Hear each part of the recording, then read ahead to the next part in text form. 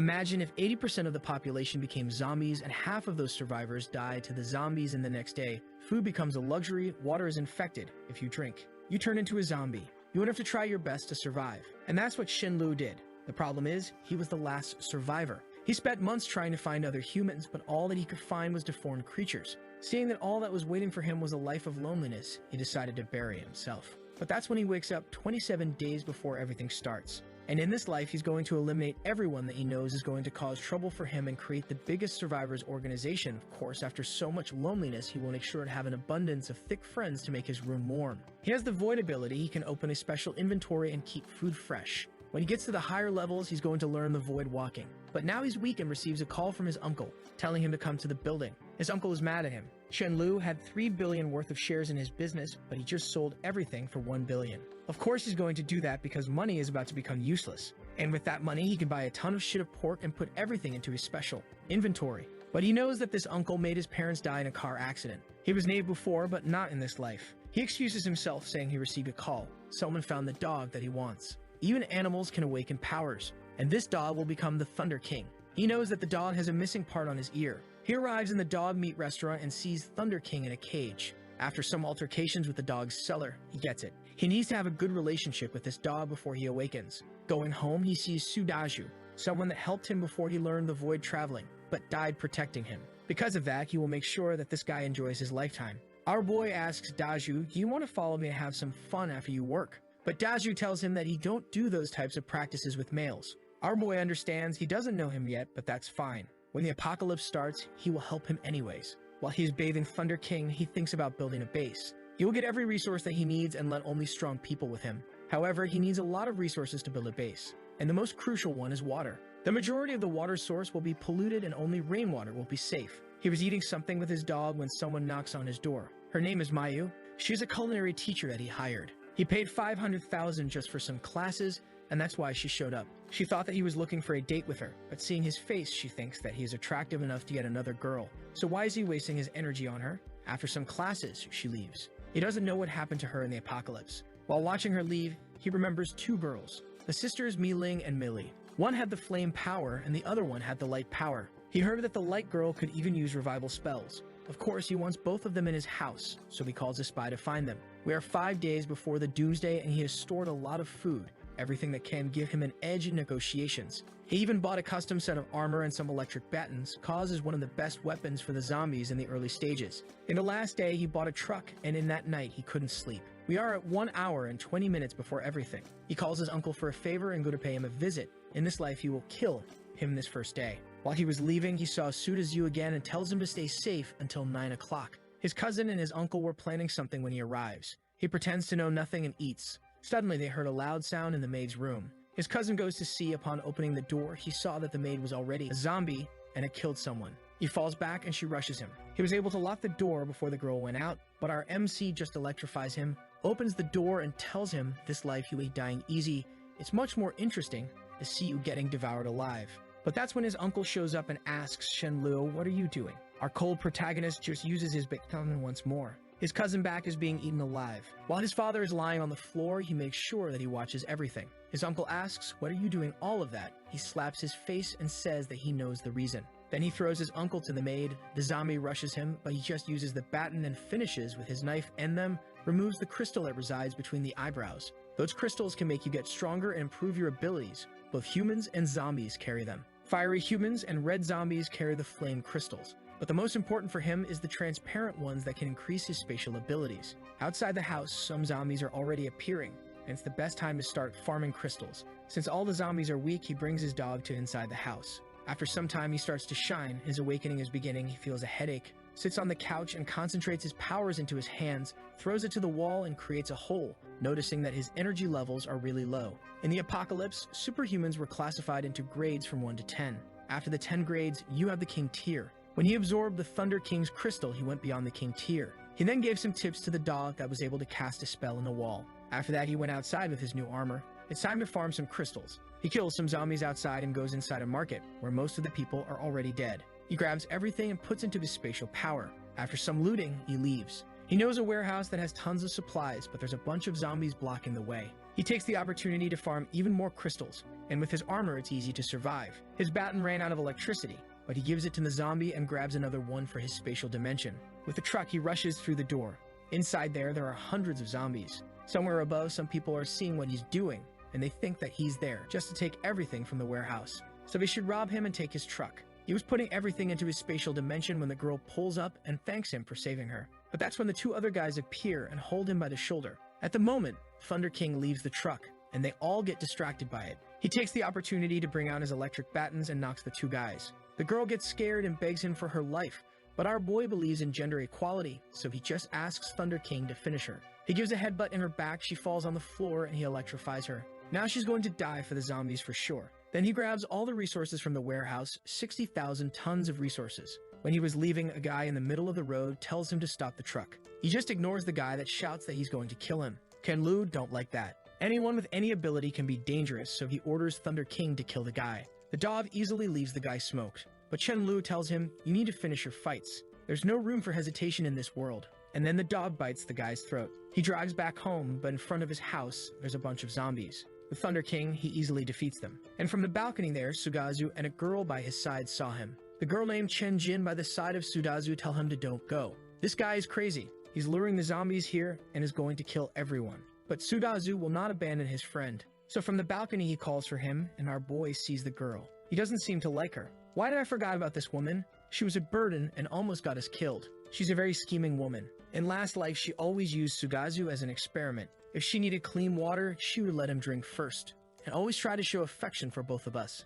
But in this life, he will use her to show to Sudazu that some people doesn't deserve to be saved. She goes for a handshake, but Thunder King attacks her. It rips her bag and from which a lot of supplies fell. He smiles, picks up a drink, and gives something to Sudazu that is getting angry. She told him that she was starving because she didn't have food. Chen Jin rushes saying, "You cannot eat this, it's mine." But Chen Lu makes her fall on the floor. She gets up crying, asking, "Why are you bullying this poor girl? You guys are not real men." But our boy doesn't care. Then he tells her that he will give her double the amount that he just ate. Seeing that situation, she knows that she can't make enemies. So she just apologizes, saying that she was scared of starving. He tells Sudazu that they are going to the market, goes to his dog and tells him to bring all of the zombies in the area to his house, grabs some garlic from his spatial dimension and says that the things are about to start. He then brings all the garlics to the rooftop. He tells them that the zombies hates garlic, but that ain't true. The garlic smell lures the zombies. He tells them that they had to go to the supermarket to find more. That's when they heard a lot of zombies. Ken Jin is scared since Chen Lu has all the garlic. She thinks I need some of the life-saving garlic juice. The zombies are about to break the door. Our boy throws the garlic on top of his head and tells Sudazu to do the same. But before he can do anything, Chen Jin grabs it and uses on herself. Sugazu in his mind was planning to give to her, but the way that she used it made it clear the type of person she was. Ken Lu says, "Sudazu, you saw it, right? In the apocalypse, you need to be careful cause some people don't deserve to be human." The girl now knows that she was set up, but Chen Lu tells her that he didn't make her use that bowl and whispers into her ears, "Let me tell you, zombies love the smell of garlic, so you're dead for sure." The girl panics, telling him that all that she wants is to live, but he's cold. He says, "Yes, but you're going to abuse the kindness of everyone, and I also want to live, so is it really wrong to sacrifice you?" He puts the armor with garlic into his spatial dimension. You don't care about her cause, she's gonna die anyways. And Sudazu is a loyal friend. At the moment, she tries to seduce him, telling him that he can do whatever slimy, slicky, squishy things he wants with her. But he answers saying that all he wants is her to die. That's when the zombies came running and grabbed her. Half hour later, they have killed all the zombies. But now the house is a mess and would be nice if he could have a maid.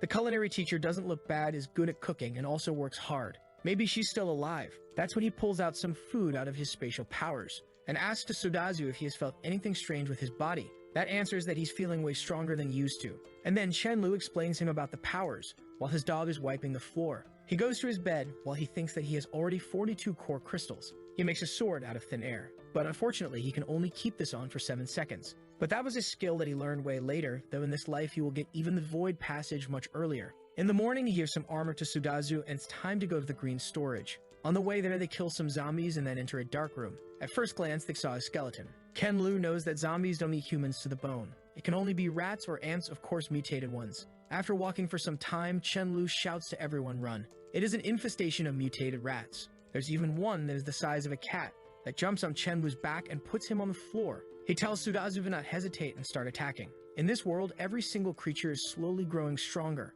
and some of them will skyrocket its powers. The fight is getting hard. Subazu falls on the floor when a rat bites into his neck. Fortunately, the armor saves him. Ken-Lu notices that the situation is getting really dangerous, so he takes some meat out of his spatial dimension and throws to the rats. He now has to use his void sword, but that will cost him a lot of his energy. With a single swing, he can easily kill the Rat King and takes a big crystal from it. He asks Sudazu to take out the tooth fangs from the rat. With his extra strength, they got a Rat King fang. Ken and Lu goes to the storage and takes more resources for his spatial dimension. Then they go home and now they will spend 3 days using those crystals to get stronger. Ken Lu thinks that the fight with the Rat King was too dangerous. 3 days later, even Thunder King has already reached rank 2. Now our boy really feels like he needed Mayu to take care of his daily life. He remembers that she used to live on a 5-star hotel nearby. So he decides when he reaches rank 3, he will go in to find her. He goes to his bed to absorb more crystals. In last life, it took him 1 month to get to rank 3, but in this one, only 3 days. With his void sword having a duration of 20 seconds, he feels safer going outside.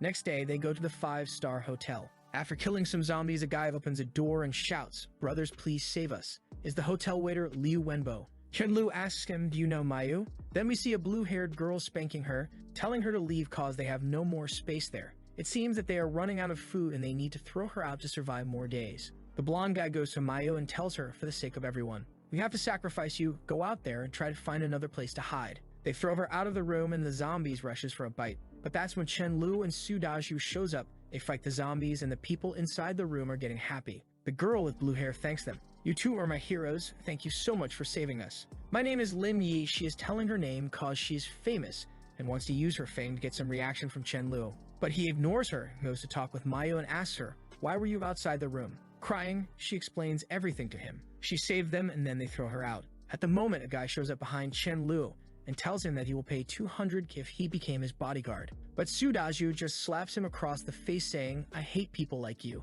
How could you betray someone that helped you?"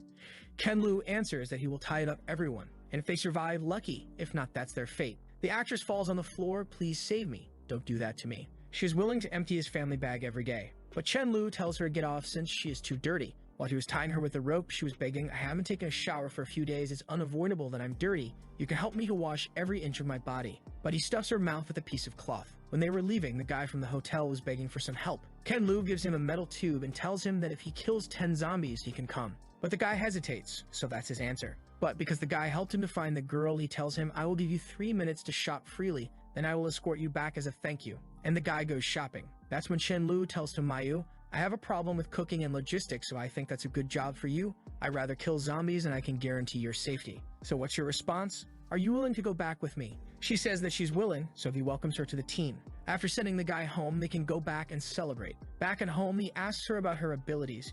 Did she feel anything? She says that on the 3rd day she got a headache, but she was starving so much that she didn't pay attention. He tells her to feel the energy flowing through her body and try to manifest that energy. After focusing for some time, fire appears in her palms. Ken-Lu thinks that's a great ability. 1.5 hours later, the food is ready. They ate everything that they could. And Chen-Lu tells her to take a shower, just don't let any water get in her mouth. A few days later, after absorbing some crystals, he's closer to the rank 4 and is thinking about the 2 sisters. Maybe it's too early to help them, but it's a revival spell. People like that should only belong to him. He and Sudaju are going out to gather more crystals and he tells to Mayu, "Never open the doors, even if someone is dying in front of you, don't open.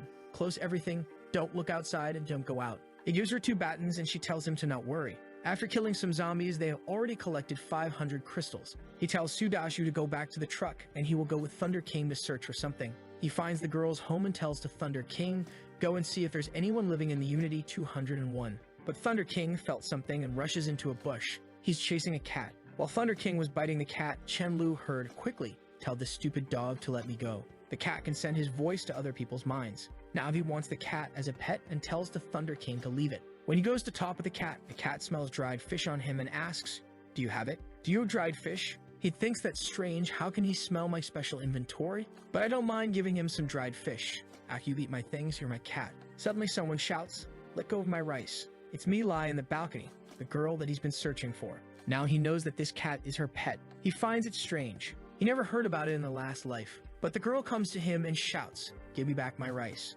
And then she picks the cat from him. She looks to the cat, "Sorry, my rice." Our boy knows that she has a sister, but it's not here. She will never let this girl alone. The girl says goodbye, but the cat wants to stay with our boy. "Let go of me. He has dried fish." The cat jumps out of her hands and talks with our boy. "Please give me some dried fish. I haven't eaten one for a week." Ken Lu tells them that if they go to the supermarket with him, they can find some dried fish. My Lai doesn't want to go, but her cat got angry. After some reluctance, she accepts it. She goes back to the apartment and comes with her weapons. But it's just a dull roller, so our boy is laughing. Then he introduces her to Sudaju and to his dog, surprising her, a dog that can use lighting. It seems that not only my Rice has special abilities. He talks about his ability and asks about hers. She tells him that Rice can talk with people and her abilities are like a healer in video game. But there's no time because zombies are coming.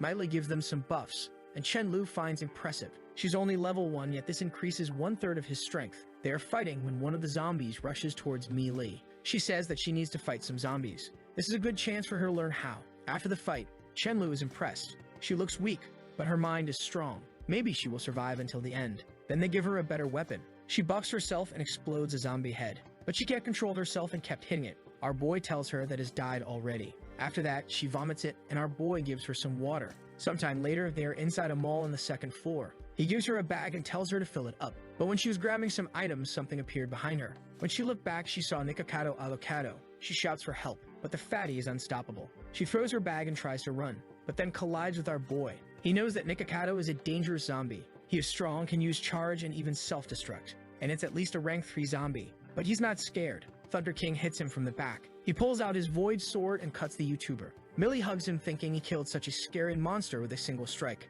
He's handsome and cool, now Chen Lu is a shining hero for her. He takes the opportunity to deepen a relationship, telling her to come with him to his house. But she says that she has to go to her home and wait for her sister. If her sister gets home and she's not there, she's gonna get really worried. But her cat is spamming her mind. Don't reject it. Just leave a note at home. Go with him and go to his house, his dried fish. She gets closer and asks, Chen Lu, your house isn't far away, is it? He replies, of course not, baby, come with me. At his home, she's impressed with the meal that is prepared. After eating, she tells him that she's going back home, but not on his watch. Right now, it's already dark. I think it's too dangerous for you to go home. Why you don't stay here? Even better, why me and Daju don't go with you for your place? We can wait for your sister there. She accepts, and next day, everyone arrives there, even Mayu is with him.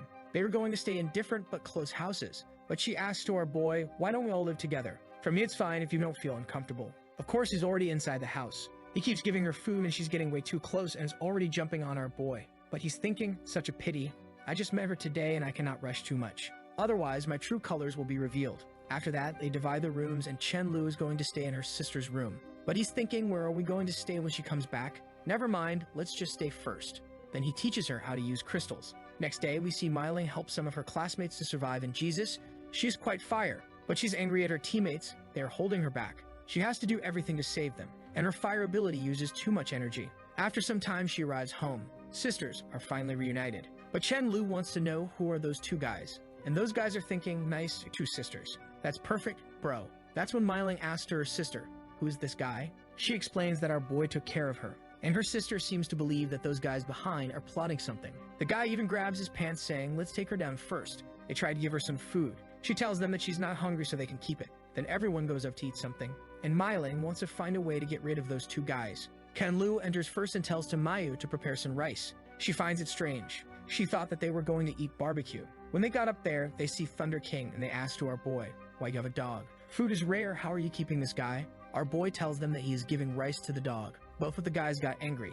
What? You're wasting food with a dog? In this world, then says to Myling that they should get rid of that guy. But Myling tells to them shut up and says, you don't think that I know why you guys followed me? How much you guys have done? They reply saying, just you wait. You guys are going to regret it. But our boy just pets Thunder King. Head Ant tells him kill him, and the dog goes all happy. Myling finds it strange. Why the dog is following them? He is seeking for death. Then we see a conversation that he had before with Millie. After putting some pressure on her, he asks her, between me and your sister, who is the best leader to create a better life? Millie answers, saying that's of course him. And he tells her, so you'll have to talk to your sister first. Millie told him that she was sure that her sister would obey him, but he tells her, I will not share my supplies with her until I'm 100% sure that she's going to obey me. This is for her own good. Poor girl believes 100%. When her sister goes to the kitchen and sees Mayu cooking, she thinks that she's wasting way too much food. But Mayu tells her that she's just following Chen Lu. Angry, Myling goes to talk with him. Chen Lu, why Mayu is cooking so much food? We're not going to have anything to eat tomorrow.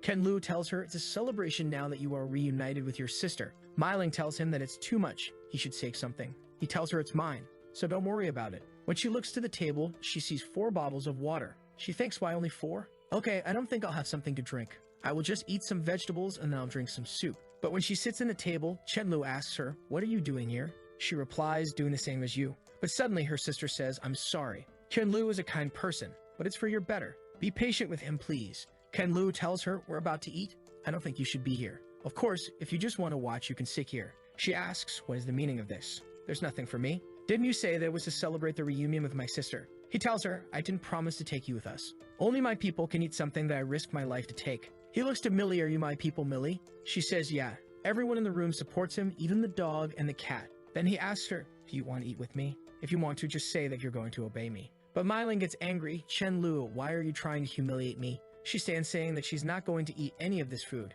and tells them, "I want you all to go back to your house. Leave this place." But when she goes to her bedroom, even his underpants are there. "Sister, why you let a smelly man into my room?" Her sister tells her, "Don't worry, he's a gentleman, he's just going to stay here for some time." Millie doesn't want to, because he took care of her sister for some time, she's going to allow it. Taking a shower, she's feeling alone. "How you could take my sister with food?" But that's fine, Chenlu, we're going to see who had the last laugh. Outside they're talking about eating her favorite fruit, grapes, and that makes her think, "Damn, I really wanna. No, I don't wanna. It's been so many days, those grapes must be frozen. They're not fresh or delicious, I'm sure." When she goes to talk with her sister, Chenlu thinks her figure is fire.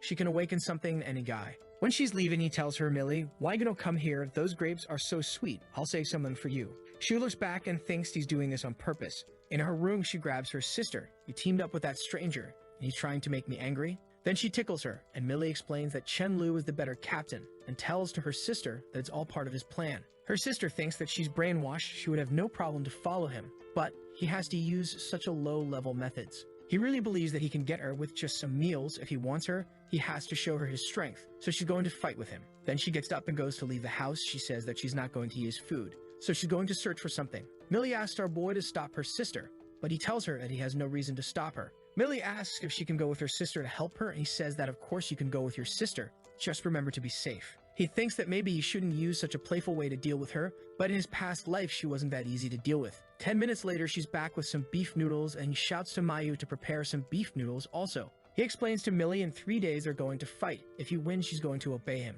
And if he loses, she can order him as much she wants. But then she wants to know why 3 days later they can fight right now. He tells her that his powers are out of control, but the true reason is because he's about to get to the level 4. And he tells her that he thinks that she would lose to Thunder King. She says, "Are you crazy? You were saying that I'm going to lose to a dog." He says that he's joking, but suddenly Thunder King is growling at the door. Someone outside is asking, Millie, are you at home? "Please, I saw you coming back. Give me something to eat. I haven't eaten for 2 days. Millie goes to the door and tells to the lady, "I don't have anything to eat either. Go away." Look to her sister and tells her, "Millie, remember, no matter how much we give to her, she will finish everything in 1 day. The world now is like that. The fittest will survive." Chenlu says that this is exactly the new order of this planet. She tells him to cut the crap. In 3 days, he's going to learn his lesson. And the cat warns Chenlu that the person in the door is malicious.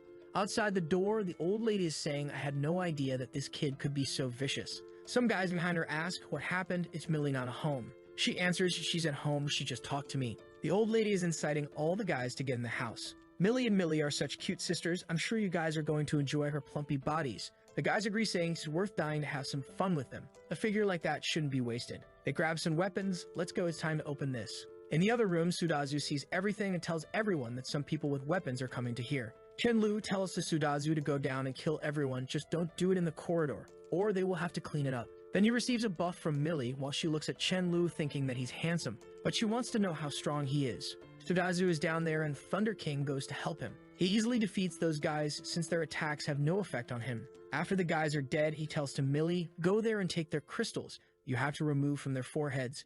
She's insecure and doesn't want to do, but he explains. Even though you are a support, it's something that you must experience yourself. Her sister agrees with him. It's better for you to get familiar with it. The earlier, the better. Then together they go down there. She's sobbing, but she does the job, but of course she vomits again. Back home, the beef noodle is ready, and Millie is impressed. How can they have so much? There's more beef than noodles in that soap than probably in the whole city. Millie cannot hold herself. Pancakes smell. Oh, I'm jealous, but I know the size of my fridge. They are probably about to run out of food. At night, the same thing again. A banquet for everyone. She keeps asking herself how many dishes they are going to prepare. She runs to the fridge, opens the door, and it's full. She goes to Chenlu, shouting and saying the fridge is full again. "When did you go out?" Emat couldn't find fresh food. That's when Millie explains to her, Chenlu is a void ability user. He can stock food for as many years as he wants. Millie asks, why didn't you say earlier? Her sister says that she forgot. Then she looks at Chen Lu and says, just don't forget our agreement. We are going to fight and you will listen to me. Yes, after I defeat him, I will make him kneel down and call me sister and give me all the food that he have. Our boy really wants to reach rank 4. He will receive the void walking ability. Then he used the Red King crystal. It's hard to absorb so much power, but now finally, he was able to break through rank 4. And then he used the void walking, going from inside the room to outside where Thunder King was guarding and got jump scared. And now it's time to the fight. Millie asks him once again, if I win, you will listen to me, right? He says, of course, you seem very confident. Why don't we add more bets? With a distance of 20 meters, we're going to lose in 3 seconds. She shouts at him, Chen Lu, I know that you are strong, but 3 seconds, are you looking down on me? He tells her that he's not looking down, he's just very confident. She thinks of a plan. Once the fight starts, I will just move back, and then asks him, what's the new prize? He tells her, you are going to lift your butt high so I can kick it. She accepts and asks, can I do the same? He tells her that she can have any request and he will fulfill it. He knows that he's not going to lose. They are outside and the fight is about to begin. She's confident. 3 seconds. There's no way he's going to defeat me. But then he vanishes right in front of her, leaving her confused. Where he is, he's a stealth ability user. He's already behind her, grabbing her by the neck. It was so fast that she didn't even know what really happened, but he gets to her ears and whispers, Myling, you have lost. She thinks that if he had used the sharp dagger, she would be dead, and then accepts the defeat and asks, why do I have to do? But is thinking if she really will need to let him kick her ass. He puts his hands over her shoulders. Let's go to eat some breakfast. You are now with us. I'm sorry for everything that happened those 2 days, but now let's get familiar with each other. She is already at the table thinking, everything is so good, it would be pretentious for me to refuse. Our boy knows that this was a perfect plan. Now he also controls Myling. Then he tells everyone to go to the living room so they can discuss some planning, explaining that he's noticing that the zombies are getting stronger by the day and resources are getting harder and harder to obtain. To survive from now on, they need a strong team. Even though individually they are strong, if they fight against another group with 100 or more people, they will lose. What if they lose to someone, and that person asks those 2 sisters to sleep with them? Myling tells that she is going to kill anyone who have those dirty thoughts. That's when he explains we are going to have our team and some sub-teams. Of course, he is not going to take any trash. Myling and Sudaju agree with him. Then he explains that the majority of the people now are outside the city. That is what a normal people would think.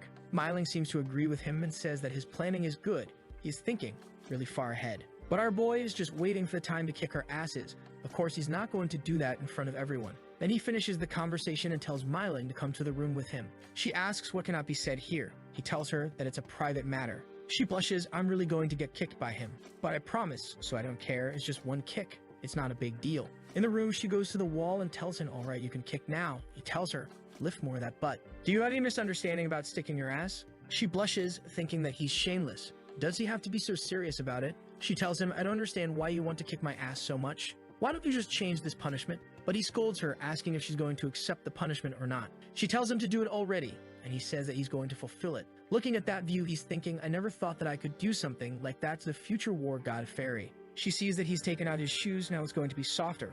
Right. He's not going to hurt me with his kick. If he dares to kick it hard, I will cry. She looks back, what are you doing? I will count to 10. If you don't kick before the count ends, don't say I never fulfilled my promise. 10, 9, Chenlu is thinking, if I kick her, I can take my revenge, but is there a need to do it? I was trying to mess with her, and even though I'm sure that it's going to feel awesome, I feel like I will be single for life. 2 minutes, there's no time left. Suddenly he slaps her so hard that the impact send waves up to her head. His fingerprints were carved in that skin. She gets shy. Why did you use your hands? He tells her, sorry, I forgot. Want me to kick this time? She goes to strangle him and tells him, if you dare to tell this to anyone, you're a dead man. He tells her, okay, I'm going out. I will ask the sister Mayu to cook something that you like as a celebration for you joining the team. She finds it strange, you never asked me what I like to eat. But then she sees all the food. Oh my god, if Chenlu wasn't around, I would not be able to eat all this in my life. She thanks him and then he tells to everyone they're going back to his old home. This place is not good for them, and also they need more people in their team. In his way home, he sees some guys fighting some zombies. The guy with the black bandana tells everyone to run. He says that if they are going to die, they are going to die together. Kenlu sees and thinks that if the guy wanted, he could just let those 3 behind and run. So the guy isn't that bad. The guy saw him and asked for help. It would repay the kindness. He says okay and sends Thunder King. After some action, the guys are thanking him and Chenlu asks them, what happened to you guys? All you guys have awakened some abilities. The guys tell them, yes, my name is Fan Yu and I'm the oldest. I got a stronger physique. The other guy has an ice ability, the other one has a lightning ability, but compared to the dog, he's weak, and the last one can control sand. Fan Yu explains that they went out to get some resources, but they fought against some zombies that had poison powers, so they almost got wiped out. Chen Lu says that the more people means more power. Why don't you guys join us? But of course, I will be the captain. Fang Yu thanks him and accepts it. They enter the truck and Chen Lu gives them his old house to live, but he tells them, I will come to find you guys later. Inside the house, he tells to Meiling and Menilai to go to the 3rd floor and pick a room. Sudaju and Mayu are going to stay on the 2nd floor. Then he tells Daju to come with him to the neighborhood to check on something. When he gets close to the guys, he overhears that the guys are talking about the dog being so strong. Bro, I think that dog could defeat 4 of us. He goes to the guys, do you guys know how to cook rice, right? Take this. Fan Yu says that they cannot take that since he had already done too much for them. They will go out and search for some food by themselves. But our boy tells them that they are family now. They're all teammates, so giving food is normal. But inside his head, he thinks that he's only going to give meat when he believes in those guys. Then they give some walkie-talkies and explains part of the plan. They are going to settle here for a long time. You guys are injured, so rest first. Contact me if there's anything happening. Outside in the neighborhood, he is with Milling and she's angry at him because she wants to be with her sister. But he tells her to shut up, there's someone coming. A bus pulls up and a babe gets out of it. She has that jacket over her shoulders, so for sure she's strong, and Chen Lu recognizes her as Mu Tianji. He says, why did I forget about her? Meiling asks him, do you know her? He tells her that girl is a CEO and a chief designer for a clothing design company, and she's famous, but she's a complete psychopath. He remembers that in the apocalypse, she established a gathering place that could only accept female survivors. No one in that place could fall in love, any relationship would mean death. But of course, she had her own desires. She was Meiling's number squishy lover. If I remember, she risked her life to save Milling and died. After Meiling took the captain position, she started to let male survivors to join. Mu Tianji is probably here to collect some supplies. She should have met Meiling right now. Looking at Meiling, he thinks that she is such a good underling. She asks, why are you looking at me? He tells her that it's nothing, but it's when the girl shouts, who is hiding over there? Our boy knows her, it's Xu. Suddenly, Mu Tianji rushes for Milling and says, we are a team only with girls, how about you join us? Our boy is right there just staring at her, and Meiling says, sorry, but I already have a team. Shanji asks her, he is your boyfriend? Ken Lu cuts her, it's none of your business. Turns around and says, Meiling, let's go, we need to keep up with everyone. Mu Tianji looking at our boy is thinking, every man is greedy and full of lust. He is pretending if he says that he does not want this beautiful woman. I must make Meiling see his true colors. She tells her team that they are going to stay here for today. That night, Mu Tianji went to talk with him, but he tells her that they are not close enough. She says that it's going to be fast, she just needs him to help with something. He asks what it is. She replies, there's a big shopping mall with many supplies 3 miles east. If we go there, you're going to have food for at least a year. But there's a lot of zombies and I don't think I can do that with only my team. So I would like to ask you to cooperate. But Chen Lu knows the shopping mall is the one where he got everything with Mealy. Why she'd want to go there to see some zombies dancing? So he tells her, nah, I'm fine here. I'm a coward. There's like hundreds of zombies. I don't want to go. Mu Tianji angry thinks you are a coward, so why Meiling fall in love with you? He then says goodbye. She wanted to take him to the mall so she could kill him, but he's not biting the bait, so she has no choice but asking for that person for help. Chen Lu is impressed. Jesus, that pig wants to eliminate me just because I'm with Meiling. She's more ruthless than I thought. I didn't have anything against you, but if you want to do something against me, I have to protect myself. No one would be wary of a dog. Then we see Mu Tianji talking with someone. She thinks that he's just a stupid delivery guy, but he has a good wind ability. A few minutes later, she's telling him, I need you to use your wind ability to lure the zombies there. I'm doing this to punish that trash, do you understand? The guy is his simp, so he says, of course I understand, my queen. It's an honor to help you. But after this, he wants something. She says that she would let him join them, and now he's all happy. Thank you so much, Mu Tianji. I will do my best to help you. The guy seems to know Su Daju, and he was trying to find him, but he couldn't. He runs through the city, luring all the zombies, and goes to the mansion. But outside, Chen Lu, Su Daju, and the dog were waiting for him. He stops in front of Su Daju and asks why he's there, thinking that he cannot put his friend's life at risk just because of a team of girls. He tells Zhu, please wait for me here. I will lure the zombies away. Ken Lu remembers about the guy. He was also a friend, and all the time he would lure the zombies so they could find resources. It was a good strategy for a short amount of time, but he died in a miserable way. After some time, he comes back and tells him that he's sorry for bringing those zombies. Dazyu tells that it's fine. He knows that he wouldn't bring the zombies just to kill him. And Chen Lu asks, Mu Tianji asked you to bring those zombies, right? Fang tells him, how did you know? Thinking, don't tell me that this is the trash guy that she wants to kill. Ken Lu asks him once more. Mu Tianji told you to lure the zombies here, but do you know anything else? Brother Fang tells him that she didn't. She just told him to punish some scumbag. At the moment, all of them heard a loud noise, and Chen Lu recognizes the sound. It's a rank 5 zombie. From behind all those zombies, we see a bus coming. Mu Tianji sees the front of the house and knows that those are the zombies that Brother Fang brought. All she want to do is save Meiling so she can bring her to her team. Then they keep charging with the bus. One of the zombies already controls fire ability and throws a fireball into the bus. All the girls are running. The bus has a gas tank, so they need to be careful. Mutianji didn't know about the zombies that have abilities.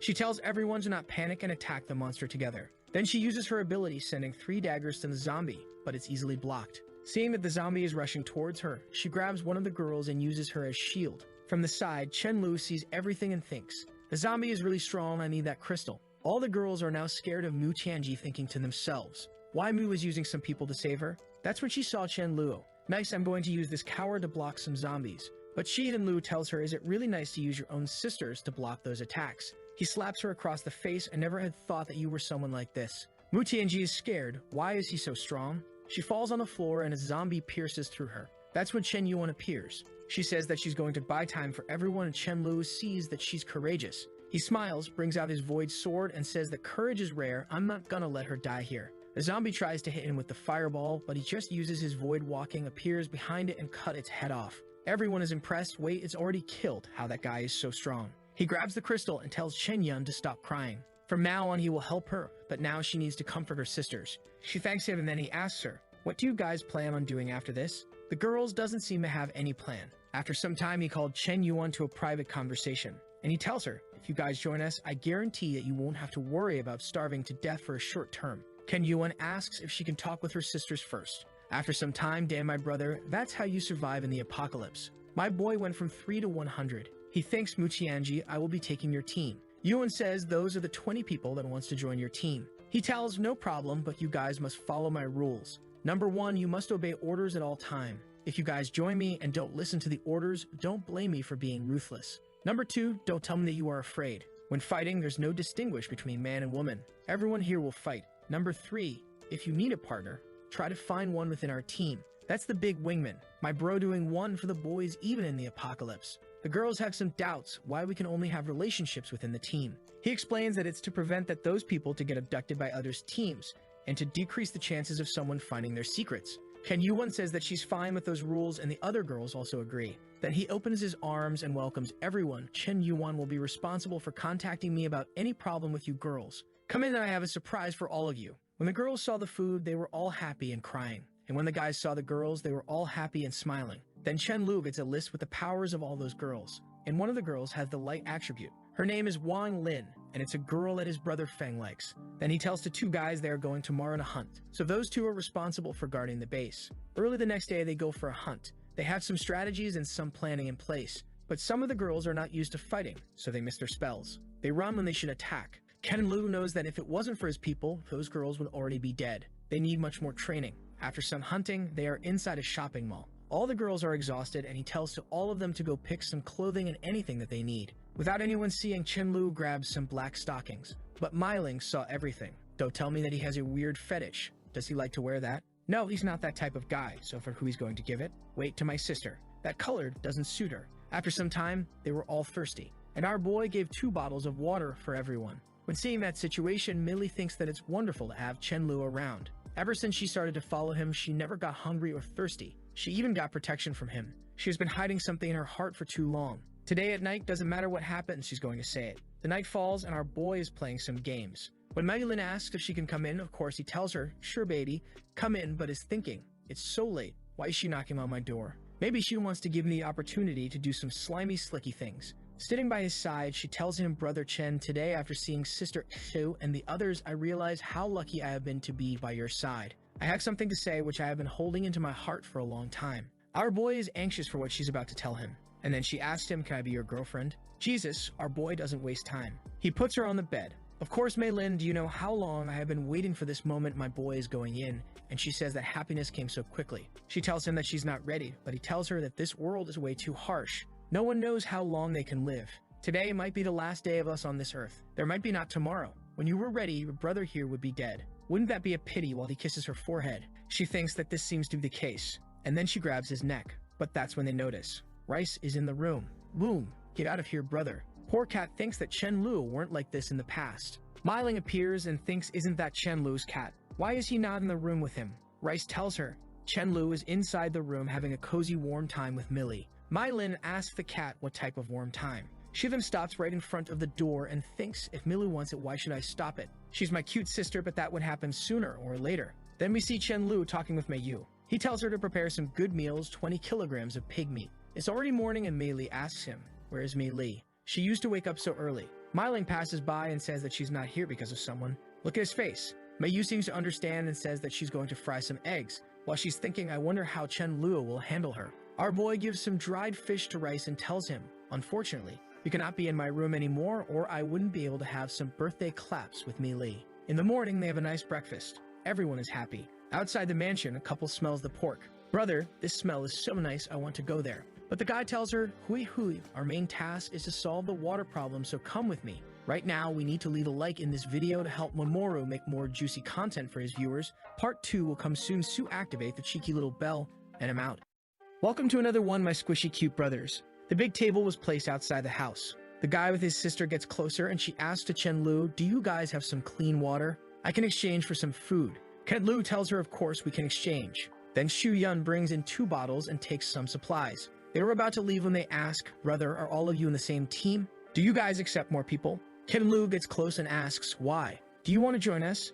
She says that she wants. He tells her, okay, you just need to prove that you're qualified. If you guys go kill 10 zombies and bring me back the crystals, you guys can join us. Of course, you have to use weapons or your abilities, not with vehicles. The guy sees that as an NPC giving a mission and thinks that it's doable, so they go saying that they would be back soon. The girl tells her brother, I thought that only you and me knew about the crystals, but her brother tells her, of course they know. They are smart people, they even have meat to eat. He told us to kill 10 zombies, but we were going to kill 20 just to prove ourselves. 1 hour later, they are back. Chen Lu seems happy and tells them good job. Welcome to our team. Now tell me, what's the ability of you guys and when did you guys awaken them? The guy says that he got his abilities on the 3rd day and his sister got on the 2nd one. He explains that he is like a warrior with more strength and his sister is like a magician. Chen Lu asks magician in what way. She summons a dark energy on her hand. Chen Lu smiles. Dark ability users can create undeads and even cast curses. To our team, it's a great help. Then he asks Samayu to cook something for them. Later that day, he was walking around in circles,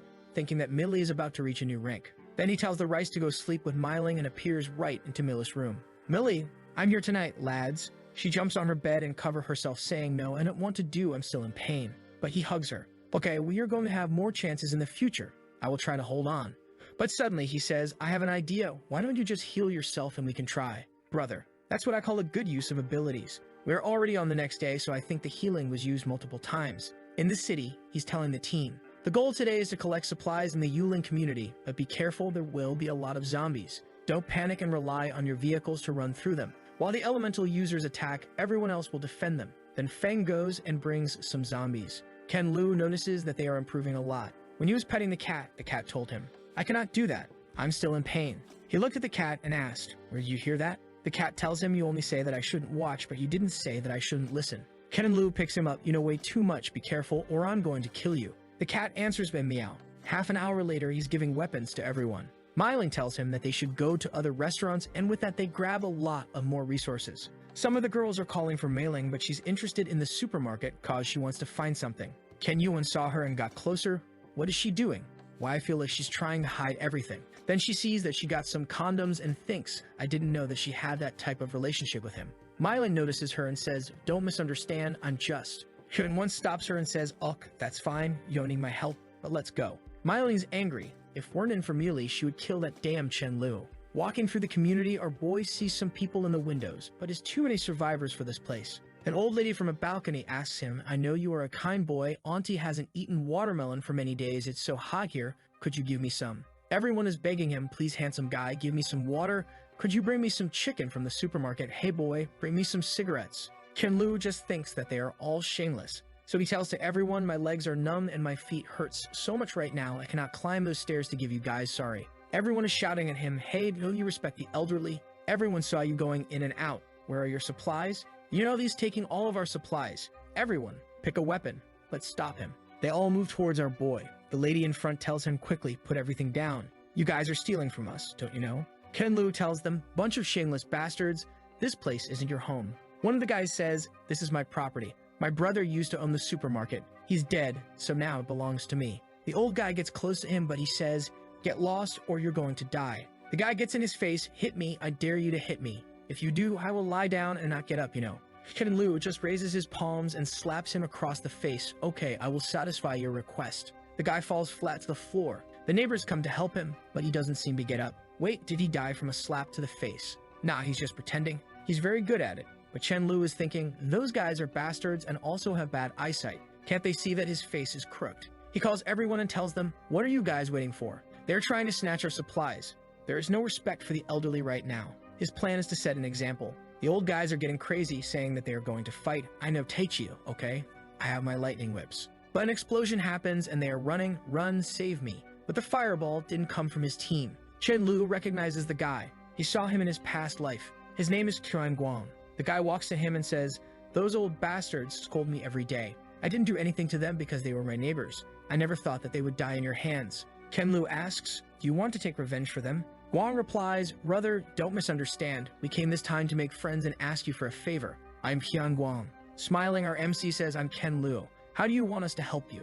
Guang explains, you know there are 1,000 houses in our community, rich in resources, but a large number isn't collected yet, but it's getting harder to get them. In the past 2 days, a husky turned into a zombie dog. It can run fast with lightning and also has some wisdom. When someone is alone, he attacks, and when we are in a group, he hides. It's been difficult to deal with him. He even killed one of my companions. Chen Lu says that he understood and asks what is the reward for which Gong offers 300 caddies of rice and 5 barrels of water. Chen Lu tells Chen Guang that he doesn't feel any hostile intentions from them. So he agrees, okay, I will help you guys. Then he tells the people to keep carrying the supplies and asks Thunder King to come with him. Suddenly Chen Guang says, damn brother, you are living such a prosperous life. You even have 2 pets, and they also has a bunch of cars and food. That's the pinnacle of life. Millie comes to him and asks, brother Qian, do you need me to go with you? He tells her to just wait for him. Now the guys are even more impressed. Jesus, I am still single. He has a dog, a cat, a wife, and even meals. Then Shin Guang explains, a zombie dog usually stays in the garden.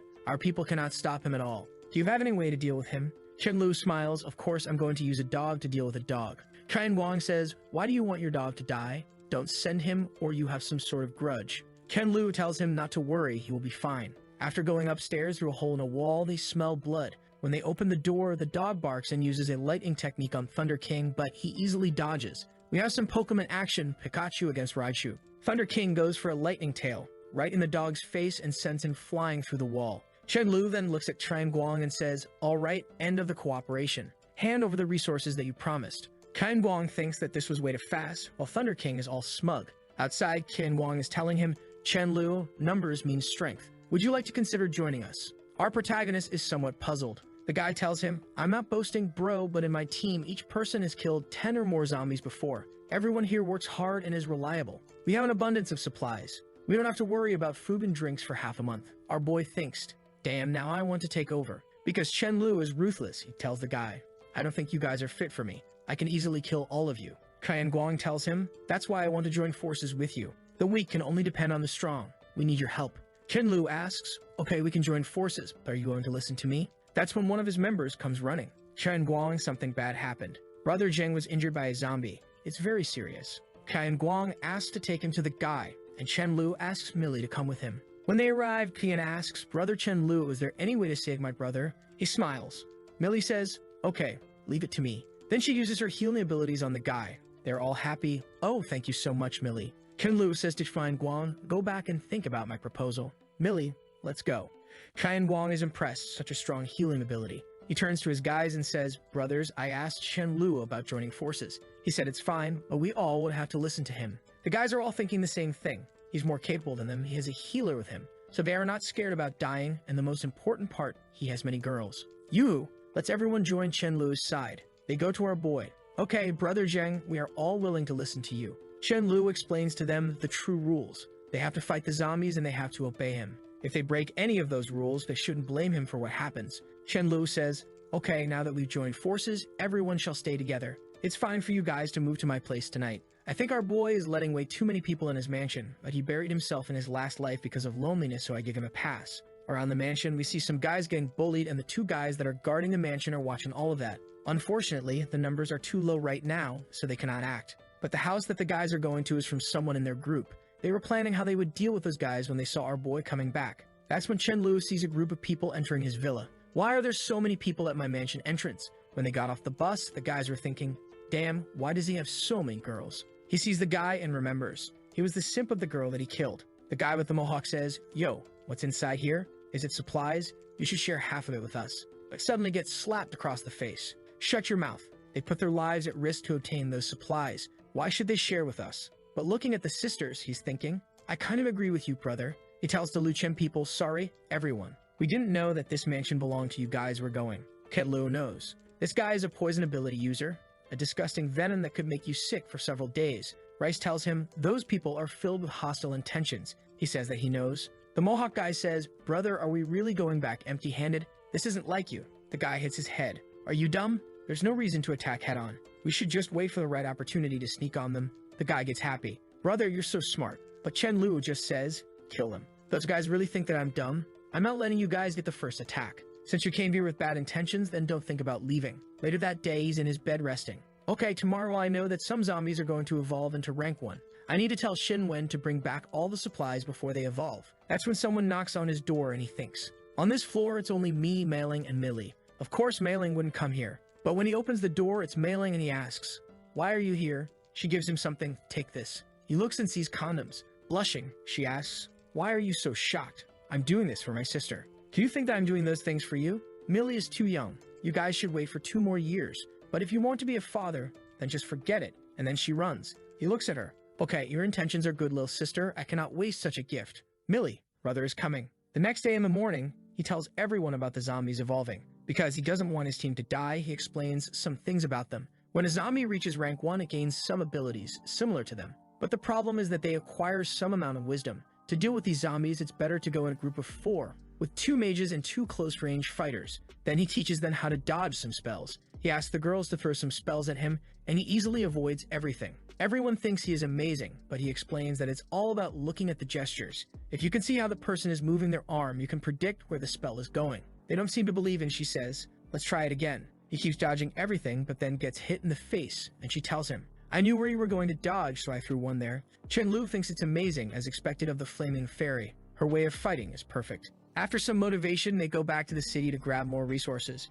Chen Lu remembers that when the zombies started to evolve, the ability users began to kill each other. On the way, Millie sees someone she knows and gets startled. Chen Lu asks if it's a close friend of hers. She says she has a good relationship with her and she is her best friend. "Can we please help her?" Chen Lu tells her, "If it was a stranger, we wouldn't, but because it's your best friend, of course we're going to help. Go, Thunder King." Seeing him coming, the guys say, "Oh look, a dog. We are finally going to have some meat," but no time for dog meat because Sudaju and Millie are already behind them. After the fight, Millie calls her friend. Then she introduces her friend to Chen Lu. He's the one who sent everyone here to save you guys. She thanks him and says, "My name is Zhang Jingjing, and this is my father, Dong Cheng. We have nowhere to go. Can we join your team?" Chen Lu, as always, says, "You can if you follow our rules. Does your father know how to drive? If yes, follow us. We are going back to the base." When they got to the villa, her friend wanted to join to a slicky warm chat at night with the couple, but Chen Lu doesn't want it. It seems that he wants to enjoy only Millie for now. So he tells her, "No, without my permission, you cannot enter this villa. I will leave her for you." When her friend was eating, she says, This is really good, but where's Millie? Why didn't she come to eat together?" Chen Yuan explains to her, "Chen Lu is our boss here, and we are just his staff, so we eat separately." The girl thinks, Why? I'm sure that they have something better to eat. We are best friends, how can you not let me join?" Chen Lu tells Millie, "Your best friend needs to be observed, don't expose your things. And also, everyone needs to show some value if they want to stay here." Millie thanks him, but that's when he heard a message from the walkie-talkie. "Brother Chen, something bad has happened. A dozen vehicles are in front of the villa. There are around 50 to 60 people. He tells the guy, "Okay, they should be survivors who had escaped. Go and notify all the members, gather everyone at the entrance of the area." Chen Yuan passes this information to all the girls and tells them to get ready for the fight. But Jin Jin rushes to her. "Oh, what happened? Are we about to fight?" Chen Yuan asks, Jin Jin, "What's your ability?" Jin Jin says that she has strength-type abilities, so Chen Yuan tells her to stand in the front. But she starts to scream, "I'm only 18 years old, put this girl in the front, why can't I be in the back?" The girls say that as magic abilities, Chen Lu told me to stand in the back. Suddenly all the girls are already pushing her outside. "Come on, stop wasting everyone's time." When she sees Mei Li, she starts to cry, "Mei Li, I cannot stand in the front, please help me." But Mei Li tells her, Jin Jin, don't be scared, you have to experience it. But don't worry, I will be close to you. If you get injured, I'm going to heal you, there's no problem. Jin Jin sees that she has something white on her cheeks. Is she eating cake? There's no way. Mei Li grabs her by the wrist and tells her Chen Lu is here. He's going to protect everyone. but Jin Jin thinks that her friend is sacrificing her for the Chen Lu. Chen Lu just calls her, Mei Li, come here. And Jin Jin gets angry. Okay, you are so close to him, and now you're ignoring me, even though I was your best friend. Since you can do it, I can do it too. Then we see the guys that came to the villa while talking. I thought this guy's captain was very strong, but it's just this young brat. Yo brother, you're in charge of this mansion, right? You know the nearby area doesn't have any supplies. My people have nothing to eat or drink for a day. Could you subsidize something? Chen Lu explains that that is not possible, but they can trade. He accepts 1 zombie core for 1 bottle of water and 1 cup of rice. You know we don't have too many supplies because it's getting hard and we have a lot of survivors, but I'm willing to help you. The guy thinks that Chen Lu is dumb. Why did he reveal the core crystal secret? The guy tells him, I thought you guys had many people, but it's just a group of girls. I'm not gonna lie, those girls are all very pretty. The guy shouts to his group, yo brothers, he told us to kill some zombies and then he's going to give us some supplies. What do you guys think? No one seems to agree. Brother, we are hungry. How are we going to fight zombies? Another guy says, if he gave that condition, that means he has a lot of supplies, right? The captain tells him, if you don't give us supplies, we might have to do something here. Chen Lu thinks, damn, this group of bastards, they think that I don't dare to kill humans. But Jin Jin from behind shouts, peace is more important, give them some food so they leave since you have so much. Mei Li tells her to stop talking nonsense. But she says, this fight is nonsense. Why should we have a life and death fight? I'm in the front line, what will happen if I get hit? The captain laughs, that pretty girl is right, you don't want too much, bro. Just give us like 2,000 kegs of rice. And because she's a kind-hearted girl, we have no choice but to return the supplies in the future. You can believe, bro. That's when Chen Lu walks to Jin Jin and slaps her across the face. Who gave you the right to speak? Her father speaks up, Chen Lu, what is the problem? What my daughter said is wrong. The villa is filled with supplies, we can give them to avoid everyone getting injured. You're putting everyone's life at risk. How can you be so evil? Mei Li goes to say something to her, but she just ignores and say, stop acting kind. In the afternoon, you secretly eat cake with Chen Lu, and now you are going to send me to the front line. You are not my best friend. Chen Lu tells her, I saved you, you ate my food, you drank my water, and you still dare to say such words. As expected, some people shouldn't be saved. He goes to the captain, all right, let's continue with the negotiation. The guy tells him, okay, so you have multiple villas with supplies. I want everything in one villa. I think that's fine, right? Then Chen Lu sees some K-pop fans and asks them, you guys seem to be from different groups. What do you guys think? You guys also came here for supplies? And guy named Jungkook tells him, brother, we are looking to see if we can find a place to stay. We have our supplies and have no intention of threatening you. Since the villa is full, we're going to leave. Chen Lu just observes, but the captain looks at him and says, are you going to give it or not? Suddenly, he goes into his spatial dimension, here, take it, and vanishes with his head. The guys don't know what just happened. And Chen Lu says, since they want to die, let's fulfill their wish. Then everyone engages in the fight. Jin Jin notices, that's why Chen Lu didn't give anything to them. They are winning so easily. The fight was done in seconds. He tells everyone to take the crystals from their brains and put the corpses on the mountain. Kneeling on the floor, Jin Jin is thinking, what have I done? What am I going to do now? If I just didn't say anything. She crawls towards him. Brother Chen, let me off this time, please.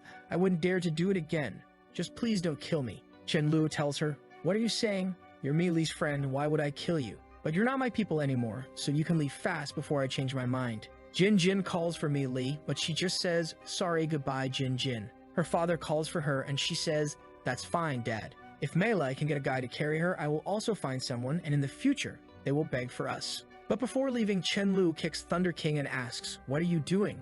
You know we cannot leave any potential threat. Thunder King gets behind the daughter and father and finish then. Then one of his guys told him that the guy he was talking to earlier wanted to tell him something important. Chen Lu asks when it is, but the guy says he's not sure. Since the guy seems believable, he came to report this to Chen Lu. He tells his babes to go back home because he's going to talk with those guys. It's the BTS members. He asks the guy what's important. The guy asks if Chen Lu is accepting people into his team because his whole team wants to join him. Chen Lu interrupts asking, is this the important thing you mentioned? The guy responds, no, it's not just that, and shows him a big crystal. Chen Lu recognizes it as an actual level 6 crystal and asks, how did you get this? The guy says it was from a dead zombie, but that zombie was 3 meters tall, and this is going to be a gift for him.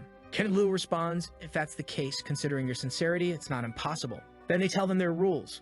Always obey, always fight, and if you try to run from the fights, you're dead. The guy seems to accept it, while Chen Lu, holding the crystal, thinks that with this, he can be promoted to level 5 in almost 3 days, which is already a month faster than he projected. Then Chen Lu tells Chen Yuan to see if any of them have light abilities or good support abilities. If someone has that and is willing to join, he is allowed to accept them. Thunder King is already back, and Chen Lu thinks it was really fast this time. The dog is all happy, saying he is a professional now. Now Chen Lu is giving orders to everyone about how many zombies they should kill and how much time they should spend hunting. Everyone just accepts. Then we see some guys confused. I thought you were the one who led the team. I didn't expect beautiful girls would be leading everyone. Is this girl very powerful? The guy just says that those girls have been with Chen Lu for a long time, so she's already level 2 and some other girls are already at level 3. Then they find some zombies and the girl gives everyone orders on what to do. One of the guys had to watch over the community entrance. An hour later, he saw a bunch of yellow cars coming to the community and passed the information to everyone. Ken Yuan told everyone to get together, but the people collecting supplies were curious.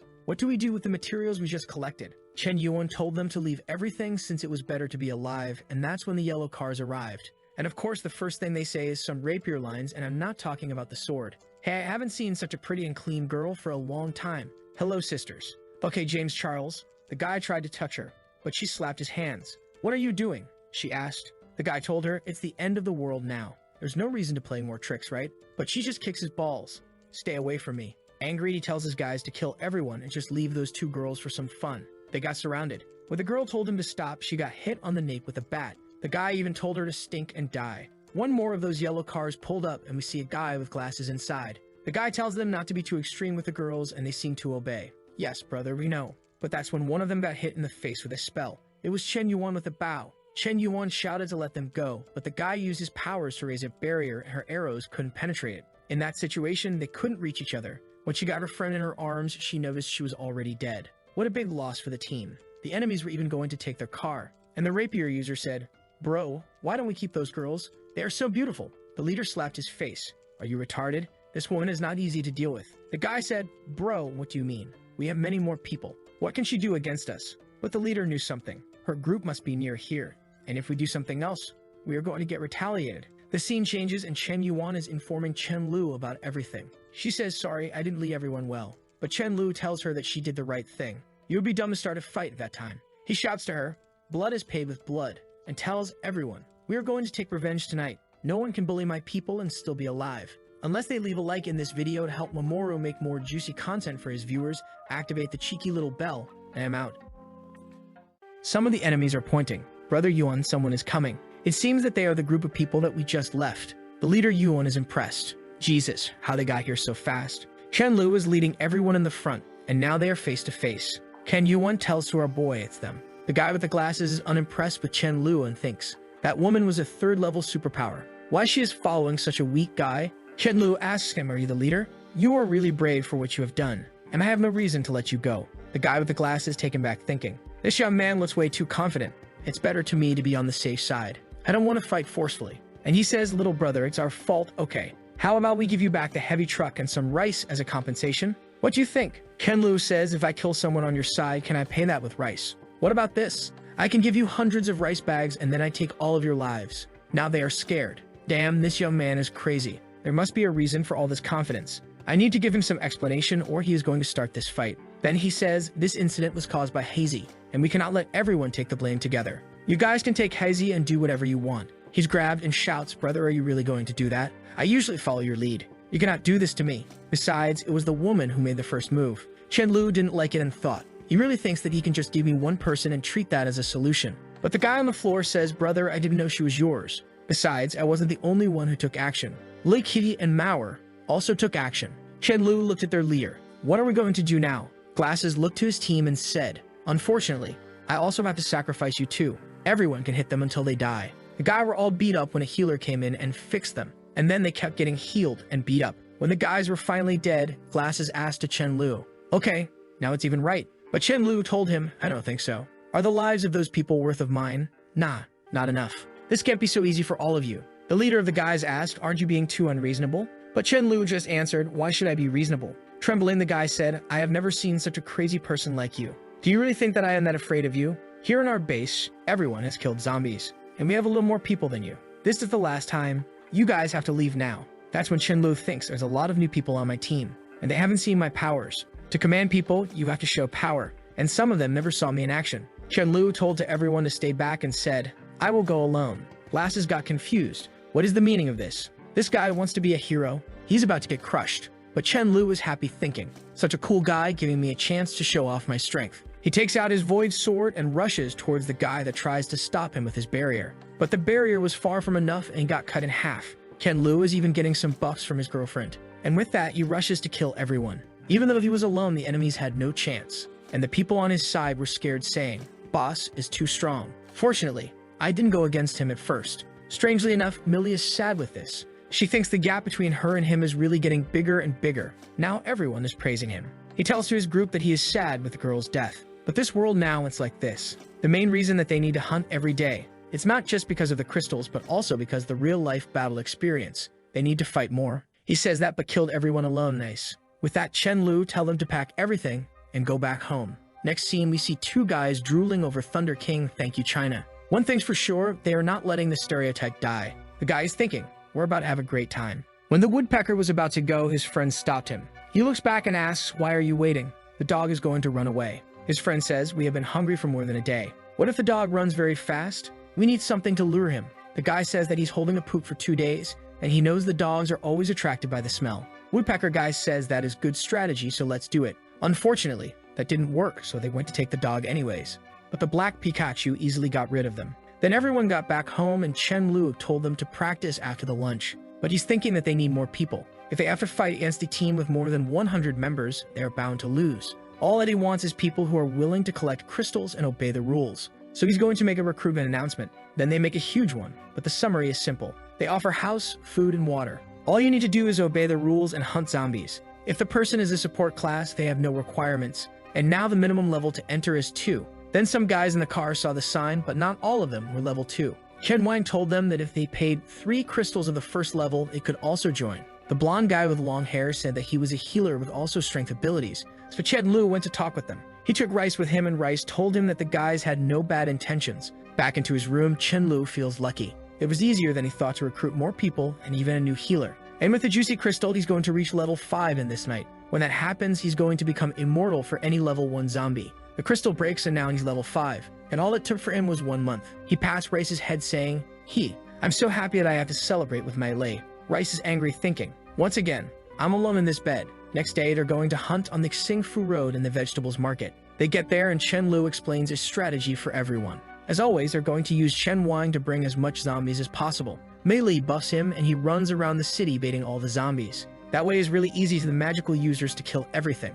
After 1 hour of hunting, Chen Lu decides to participate. He remembers that in his last life at this moment, a level 4 or 5 mutant was supposed to be in this market. The problem is that he doesn't know the perfect position. Chen Lu just suddenly appears in front of everyone. The zombie with the straw hat is the Earth zombie and uses his powers in Chen Lu direction. But with void walking and level 5 is really easy for him to dodge. 1 second, he's face to face. On the other one, he's already behind cutting its head. Takes the zombie head and runs for his team, bringing a bunch of zombies so everyone can farm. After some time, they were finally able to kill everything. But everyone is exhausted. You brought more than 200. Ken Lu explains to them, everyone needs to get stronger faster because the zombies are getting stronger. He thinks that in the last life, the majority of the people with superpowers were able to survive in the first days. But the problem was they couldn't keep up with how stronger the zombies were getting day by day. Everyone is happy and now they are going back home. But that's when a guy in a truck sees everyone leaving with the supplies. He's a crazy one because he stopped the Chen Lu car with his body. Brother, you got lucky that he didn't run over you. Ken Lu told him don't block the road. And the guy thinks this kid doesn't look easy to deal with. And Chen Lu recognizes the guy. He's Sha Horan, a guy that is going to be known as the Invincible Iron Fist. The Iron Fist guy was begging for the blonde guy for some chicken. But the blonde guy wasn't happy with that and said that he was not going to give him. Ken Lu, seeing the opportunity, says, hey, I have chicken and even a chef here. I can give you all of that for your life. Okay. And the guy accepts, and now they are all going back home because of a promise. They are going to help this guy's mother. We see the guy bring his mother from his apartment, and unfortunately, she has a deadly disease. And at this point, Mei Lai healing is not strong enough to cure her. But at least he's going to give the chicken soup that he promised. When he arrives at home, he asks to Chen Yuan to prepare a room for the guy's mother, and then to Mayu to do some chicken soup. Some hours later, they have made a feast for her, and the guy's mother is even crying. Boy, this is too expensive. But Chen Lu just tells Auntie, you're welcome here. Let's enjoy all this meal while it's hot. The mother grabs his hands and says, I can see that you are a good person. Please take good care of my son. She looks back and tells her son, be wise and honor me. Don't let Chen Lu down. Be a good person for him. Crying, he tells her that there's no need for her to worry. Outside, when Chen Lu was looking at the stars, Horan came again to talk with him. Brother, thank you, but my mother is gone. At least you don't have to suffer more. Ken Lu gave his condolences, and Horan told him, brother, I'm gonna do my best for you. Ken Lu says that he believes on him. Of course he believes. He knows that this guy was strong in his last life. But the most important thing right now is to establish a sense of hierarchy in this place. He needs to create a set of rewards and punishments. This way it's easy to mobilize everyone's enthusiasm. Of course he's going to be the king. He's going to have the deputy leader, the elders, the elite members, and the ordinary members. And under everything, the new members. And some people are going to have specific functions, like Sudaju and Melee. Right now, those who can reach level 3 can become elite members. The better the position in this place, the more points they get. And those points can be traded for supplies. Next day, he explains the hierarchy for everyone. Ken Yumon is going to lead the women's team, while Feng Yu and Chen Wan are going to be the captains. So from now on with the points system, as long as you dare to fight with your life, you come with a good life. Come on everyone, kill zombies, earn points. That's going to be the motto of this place. Everyone shouts that today's funeral is mine. Some cars were passing through the villa, when a guy rolled down the car window and asked, "Let me ask you something. Why there's no zombies around here? You know what's going on?" His name is Zhao Hai. The guy told him they were all killed. In front of there's a villa with a large survivor base. The people there are really good, and they have food to eat every day. You even say that they have a good life. The guy seems puzzled. He looks to the guy behind him, Jin Tao, the guy with green hair, and asks, "Shall we go and have a meeting with them? They must be pretty good." Green hair says that it's a good idea. Maybe they can even eat some meat. Those are the guys that our boys sold his property before everything happened. It was all because of the mortgages. So in theory, this villa is on their name. But the blonde guy looked back and asked, "It's the end of the world. What's the use of money?" His friend answered, "Yeah, it's possible that Chen Lu just died long ago." Seeing all those guys coming up, the goofy guy is scared. "So many cars, we don't have enough people right now." So he takes the walkie-talkie and says, "Brother Chen, we need some help." Then Chen Lu arrives with his team. The guy recognizes him and says, "Isn't this guy Chen Lu?"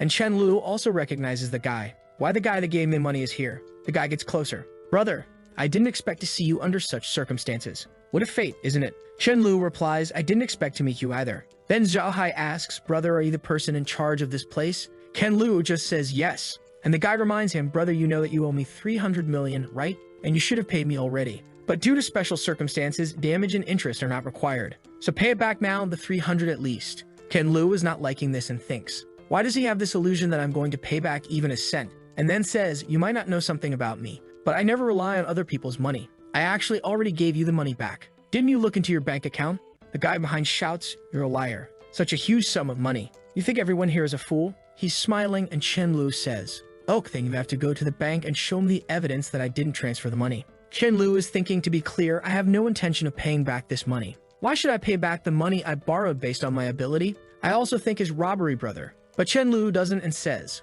"I'm going to be honest. You guys helped me, so I'm going to give a ton of rice as a thank you." Zhao Hai says, "Oak, brother, but you are not being too honest, are you? I think you should give me some of your juicy meat." Asking for a guy's meat is bold. He even made some calculations in his mind. The value of meat right now is different. So if you be 15 tons, the debt is settled. Ken Lu then replies, "I have this meat, but I won't give it to you. Why are you going to do?" Zhao Hai thinks he's way too confident, and he also cleared all the zombies in this area. He needs to be careful. Suddenly the guy completely changes and says, "What a mistake I did. I forgot your money has indeed arrived." But the guy at his side gets angry. "Zhao Hai, are you stupid?" "No, I am not. I was indeed mistaken. Brother, Chen Lu is not someone who refuses to repay his debts." Ken Lu says that that's the case. They can now go with their people. Zhao Hai was trying to leave, but his friend was shouting at him, "Idiot. They only have these people on their side. Why are you acting like this? You dumb truck. Let's face this Chen Lu guy and take everything." Ken Lu shouts, "Those who don't want to die go with Zhao Hai. I will give you 10 seconds. Green hair looks to the side, and everyone's is hesitant. The guy creates some blue flames into his hands and Chen Lu recognizes it's a dark flame from the dark system talents, but it's a pity. The guy summons some skeletons and says to Chen Lu that he's going to kill him and his soul is going to be devoured and that he is not going to be able to reincarnate forever. Chen Lu tells his team that it's a good moment to get some points. Thunder King came barking and Chen Lu asks to Rice what is he saying. Rice explained. He says that you are being racist against dogs. They should also be able to gain points and climb the ranks. Ken Lu was thinking, damn this dog. I gave him everything, so for what he's going to use these points. But in this case, Oak, I give you some points if you really want it. Thunder King smiles and with one ability, he explodes everyone. Myling tells him to be careful, but he just rushes the guy and he thinks this dog is too doggy. I don't know what he means by that. Now Chen Lu is done.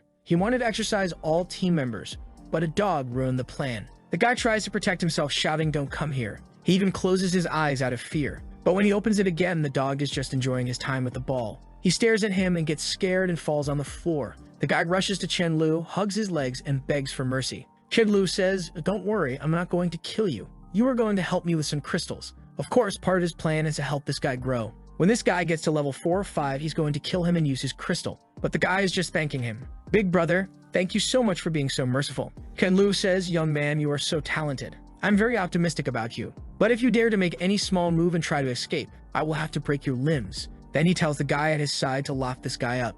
Zhao Hai comes once again to talk with him. Brother Chen, you are really capable. Sorry for anything that I've said. This is a small gift, a Texas kid's toy. Our boy thanks him and puts into his dimension thinking.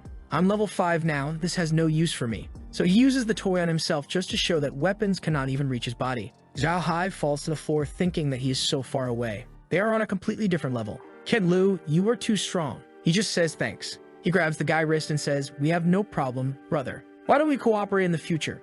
Like, are there any members of the light, dark, earth, or natural elements present? Of course, any other support ability is also welcome. Anyone who wants to join can consider it. The K-pop guy goes in the front and says, here we have 3 meals a day, even meat sometimes. Why so much hesitation? A lot of guys seem interested now and one shouts, I don't want to go, I have earth element, please. Then Chen-Lu asks Zhao Hai, brother Zhao, you don't mind if I take some of your members, right? Zhao, with no options, just agrees. But now he knows why Chen-Lu showed his abilities. Everyone is happy and Chen-Lu gave them the mission. Bring me 10 zombie crystals and you can join as a new member. The guys went to hunt and Zhao Hai tells to Chen-Lu, brother Chen, if you need anything in the future, you could come to meet me in the Jinglong Garden. I will live there. But if I ever have trouble in the future, I hope that brother Chen, for the sake of being a friend, will help me. Chen-Lu says, of course, brother. The night falls and that means that it's time for the healing bed. But Manhwa is telling him that she's impressed with the new members. They are all performing very well. She's happy, and she believes that they are going to survive. But Chen-Lu tells her that they have to wait and see how things are going to happen. The mutants are starting to evolve and things are going to get harder from now on. But he thinks that this is actually a good thing, because the stronger the mutants, the better the crystals. And that means that he can also evolve more. Otherwise, they would have no chance against the other creatures that are coming. Next day in the morning, he says to everyone, be careful. The fights are going to become more and more severe. Watching everyone going, he knows. There's no reason to avoid fights. Or you get stronger and survive, or you die anyways. The best choice is to get as much combat experience as you can. In that moment, Rice says, Chen-Lu, I have an ominous feeling. I feel that Mai Lai will be injured, but her life is not full in danger. Ken-Lu finds it strange. Mai Lai is with Mai Ling, Su Dazhu, and Thunder King. How she can get injured with all those bodyguards? He looks to Rice, so I should follow them. But then the cat tells him to not go, saying that he needs to let them go and get stronger by fighting. He can be there and help only if they are going to die. Chen-Lu is impressed with the cat. Only level 10 spiritual users can detect this type of imminent danger, so maybe he should use more crystals on Rice. Then we see Su Dazhu and Mei Li fighting in the city. They are facing a lot of level 2 zombies. Up to now, things are going smooth, but a zombie is observing them, and this one seems to be intelligent. He noticed that a group is stronger than your average human, and right now he's the only one here, so he cannot rush this. So he goes to call some other zombies to help him.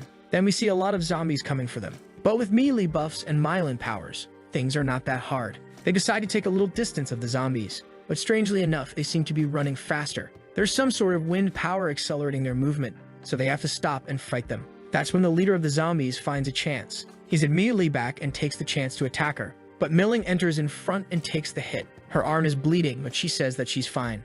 She uses some of her powers on the zombie, but he easily dodges. Stugaju goes in front of the girls to protect them, asking Millie to heal Myling while he rushes. He gets some buffs, and that's when Thunder King notices everything. Seeing the 3 of them fighting, he's scared. He knows that if those guys die, he will be eaten by Chen-Lu. So he attacks from the back. Stugaju takes the opportunity to hit with his bat at the monster's head, but once more he blocks. Then Li buffs Thunder King and he hits the zombie back. With that, he falls on the floor, and now it's easy to finish it. Everyone is exhausted, and Thunder King wants to give this crystal to Chen-Lu so he can get a lot of points. Sometime later, he's all smug. Rice tells to Chen-Lu, this stinky dog wants to know how many points for those crystals. Chen-Lu picks one of them. Damn, there are actually level 4 crystals. Thunder King, I will give you 100 points just for this one. He's all happy, and then he gives the crystal to Rice. And Thunder King is thinking, why I'm working to give crystals to a cat? Chen-Lu tells him, if you want, you can keep the crystals, but then I'm not giving you points. Now Thunder King does not want it anymore. Chen-Lu was impressed.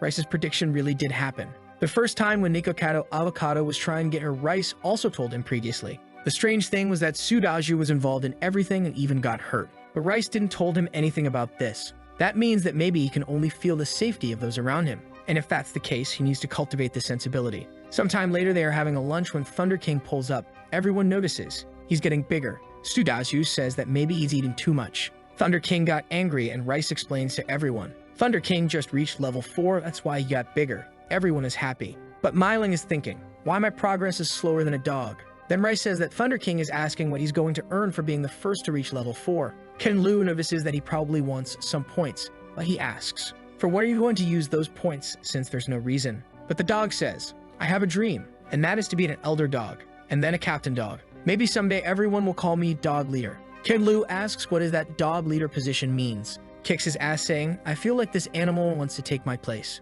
But the dog is behind him barking, points, points, give me points. Ken Lu says, okay, let me think about it first. That's when someone told him on his walkie-talkie that some brothers from Zhao Hao, the guy that lent him the money, arrived asking for some help. Ken Lu says let him in. Then we see a guy given a red box.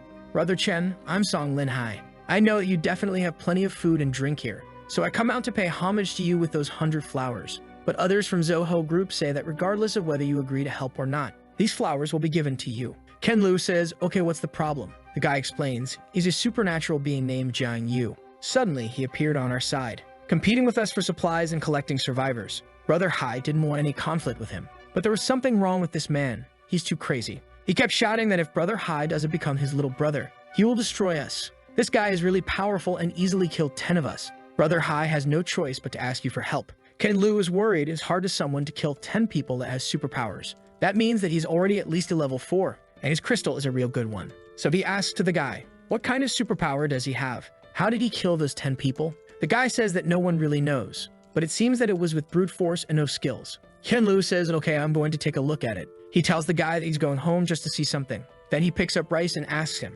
Rice, do you think it would be dangerous if I go out this time? Rice thinks hard and says that no, it's fine. He can go with a peace of mind. So they're going. In the car, Chen Lu said that the car was nice. The guy instantly told him, if you want, the car can be yours. We can just deliver it for you later, or you can even return to your home with this. There's no problem. Ken Lu was impressed.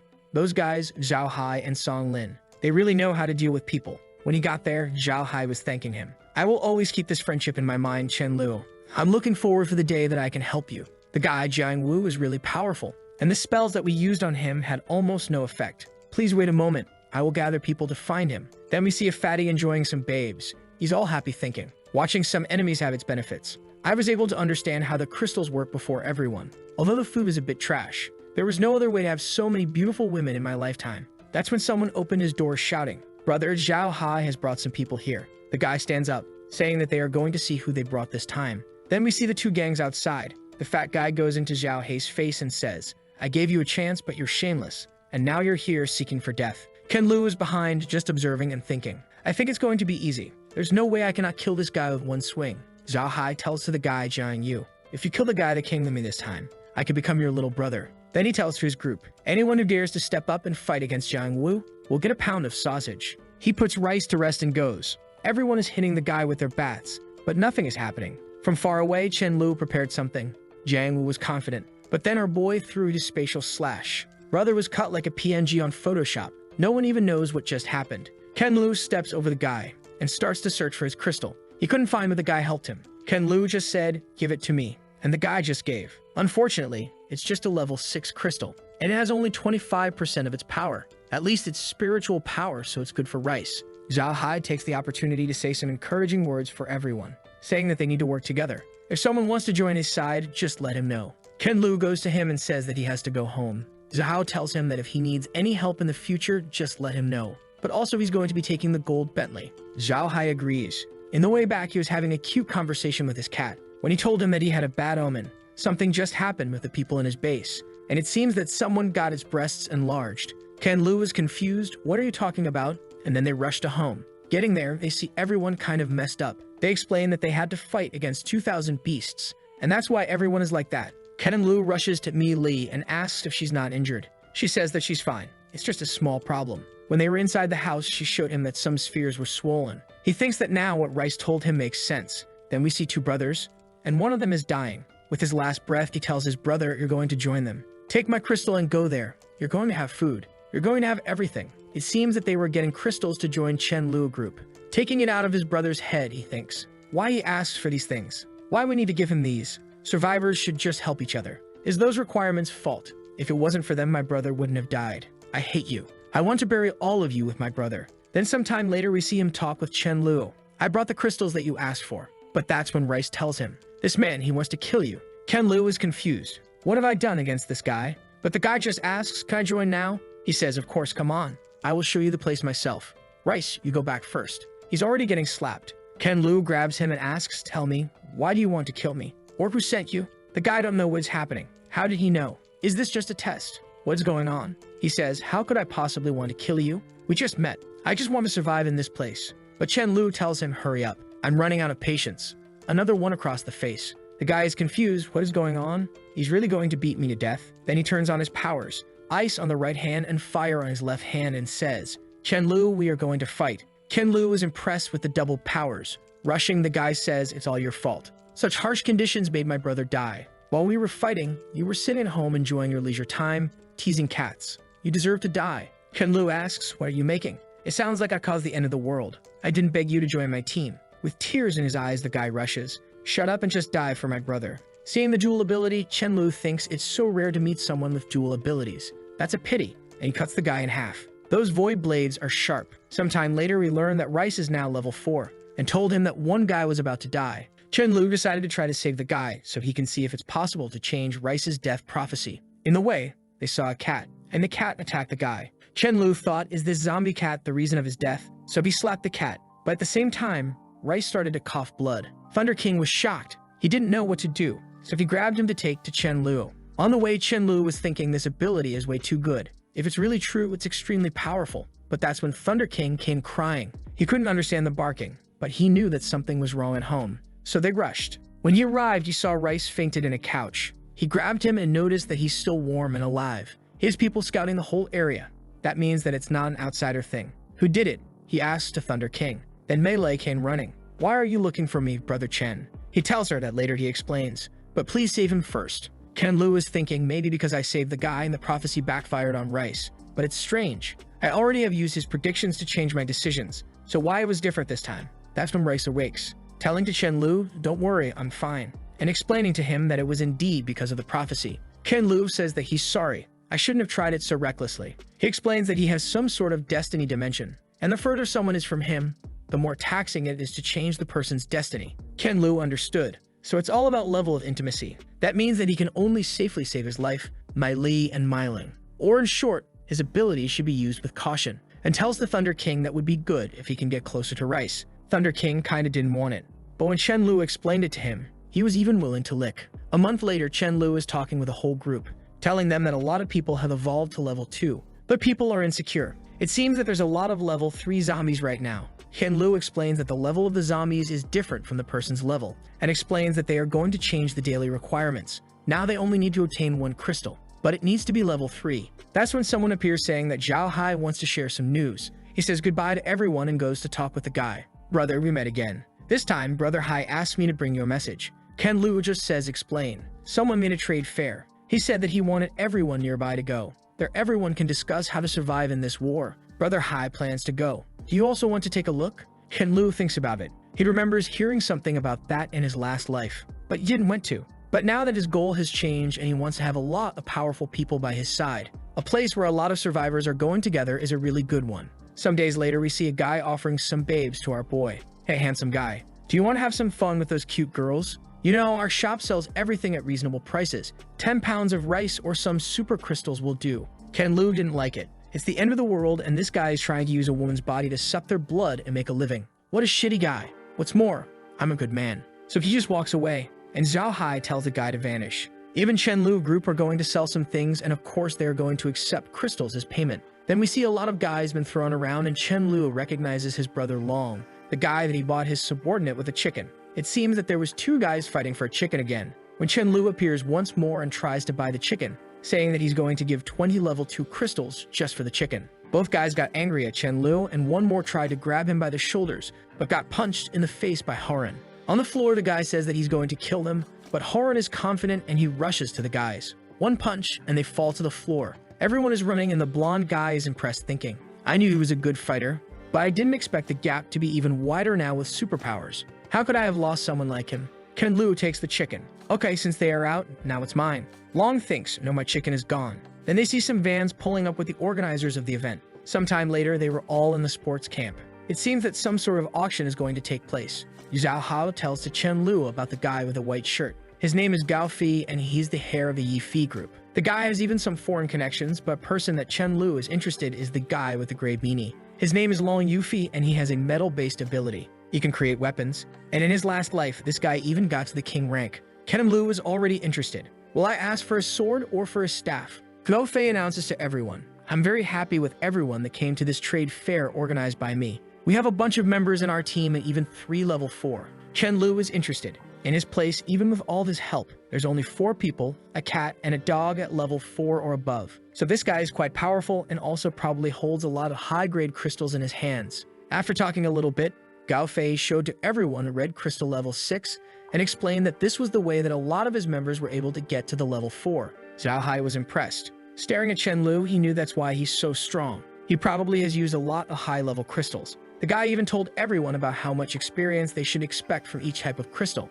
Ken Lu was impressed. Damn, he's so kind, revealing all this information for free. What is his plan? Then Gao Fei says that it's going to be difficult for people to survive alone. That's why he's gathering everyone to unite and form a collective. Anyone who is powerful can join his team and become even an elder. Ken Lu understood, so he just wants to recruit people. With all the information that he's provided, a lot of people are willing to join. That's when a girl with a dumb face appears. She says that her boss has said it all. If anyone is unwilling to join later, they should not ask for resources. Zhao Hai didn't like the girl. And then everyone receives a paper with some information. Saying the same things emphasize unity and working together. They would treat everyone equally, regardless of rank. Ken Lu knows a lot of juniors from other bases are willing to join this guy now. Gao Fei says, everyone think about it, and anyone who signed it, just come to me. Our boy thinks that this is going to drive a lot of people for death, because strangely enough, he never heard of Gao Fei in his previous life. That means that this guy is going to die even if he doesn't do anything. A guy talks to Zhao Hai and asks him, do you want to kill this guy? He wants to take everyone's subordinates.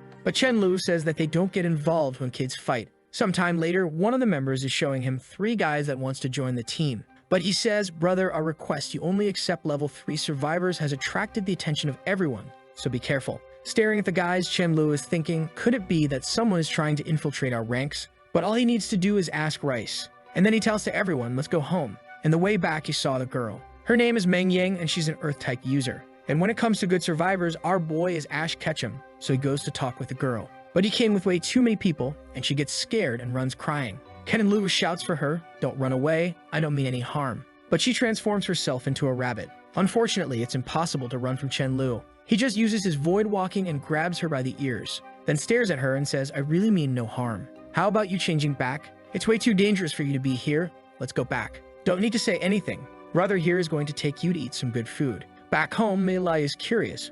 Why did you bring a chicken and a rabbit? He drops Meng Ying in the floor and she turns back into a human. She asks him, why did you pick me up? You captured me by force. But Chen Lu ignores her and asks for Chen Yuan to take her to eat something. Meng Ying says that she's not going to eat anything that he offers her, but there she's eating everything. Ken Lu takes the chance. Hey Meng Ying, didn't you say that even if you starve to death, you wouldn't eat my food? She says that he has way too much food, so she's not feeling guilty. Ken Lu tells her, even if you want to run, I'm going to hug you and forcefully bring you back. Bro got that restraining order. He explains to her they are lacking natural superpowers in this place, so they need her here. All that she needs to do is grow some vegetables, and he's even going to provide meat for her every day. But like, what type of meat are you going to give her? She was thinking that she had no way to escape, so without choices, she's going to help him. He gave her some seeds and told her to plant those. It's going to be a pleasure to work with you. Then he and Su Daju were talking about the new 3 members. All of them were spies. After the good old torture, they revealed their intentions. 2 of them were sent by Gao Fidi, and 1 of them was sent by Qilin. Ken Lu gives the order, kill them all, and don't make any noise. Let's see what's going to happen. Then the same guy came to talk with him again, explaining that someone went to talk with Zhao Hai to discuss how to deal with Gao Fei, and the person asked for them to invite Chen Lu. Out of curiosity, Chen Lu decides to go. Then we see a desk with some people discussing how to deal with Gao Fei. The guy with the polo shirt says that he has a way to deal with Gao Fei, so he's going to take 30% of all his supplies. Ken Lu interrupts and says, if that's the case, I'm not joining you guys. Caitlin, or the guy with the polo, says, little brother, be careful with what you say. You have to participate. Don't you know how things happen in this circle? If you are not going with us, you are against us. Zhao Hai is perplexed. I told him to not mess with Chen Lu, and our boy is thinking, what? If I don't participate, he is going to kill me? Qilin keeps saying, why you don't want to join us? You are only going to lose things. The guy smoking at his side speaks, maybe he wants to sneak when we attack so he can take everything from our bases. Zhao Hai stands up. Brothers, I guarantee that Chen Luo would never do something like that. He just doesn't want to join this fight. But Kai Lin says, I don't believe in this guy. He has to kneel and apologize for everyone here. Zhao Hai replies, I warn you guys, but now is with you. Chen Lu just asks, you are very brave and I want to see what you are going to do with me. Kai Lin threatens him. Oak, I know you are quite capable. You're probably a level 4, and that's strong. But can you deal with hundreds of people? Since you have grown so fast, I'm sure that you have some crystals in your body. Give me them and I spare your life. Chen Lu understood everything. So he was trying to create a conspiracy from the get-go, just looking for an excuse to deal with him. 4 guys surrounded Chen Lu, and Kai Lin told them to search his body. The precious crystal must be on him. Little boy, I advise you, don't move or the consequences are going to be ugly. They were going to grab Chen Lu and he was saying, I didn't want to do anything to you. He knew that this is the guy that was going to kill Gao Fei. But unfortunately, he has to do something now. Next second, he's behind the guy. He turns his head just to get slapped across the face. Chen Lu slaps him once more. I'm asking you, how do you plan to kill Gao Fei? But Kai Lin is motivated. I'm not going to tell you anything, if you dare kill me. And all the guys are surrounding him again. Chen Lu says, I don't like threats, and slapped him again. Bro, I've seen some family-friendly girls getting less spanked than that. Everyone is telling him to stop, he's crazy. But our boy says, are you going to tell me? Kai Lin with his red cheeks says, I've never been beaten like that since I was 13. If you want, beat me to death and we will die together. Chen Lu grabs his neck. He's really a tough guy and had some potential. It's a pity that he messed with me. Some guys ran to try to save their boss, but he's gone already. And now Chen Lu knows he has to be the one that is going to deal with Gao Fei. Sometime later, Zhao Hai is thinking, I knew it would be like this. Once your body's on the floor and the other guys are running. Chen Lu thinks that he didn't want to kill anyone. But what he can do, always smiling, he turns to everyone else. Brothers, don't be afraid. I'm not going to kill everyone. As long as you guys don't mess with me, I'll never be the one that takes the initiative to cause trouble. And also, I don't want to take all your manpower. You guys can have your members.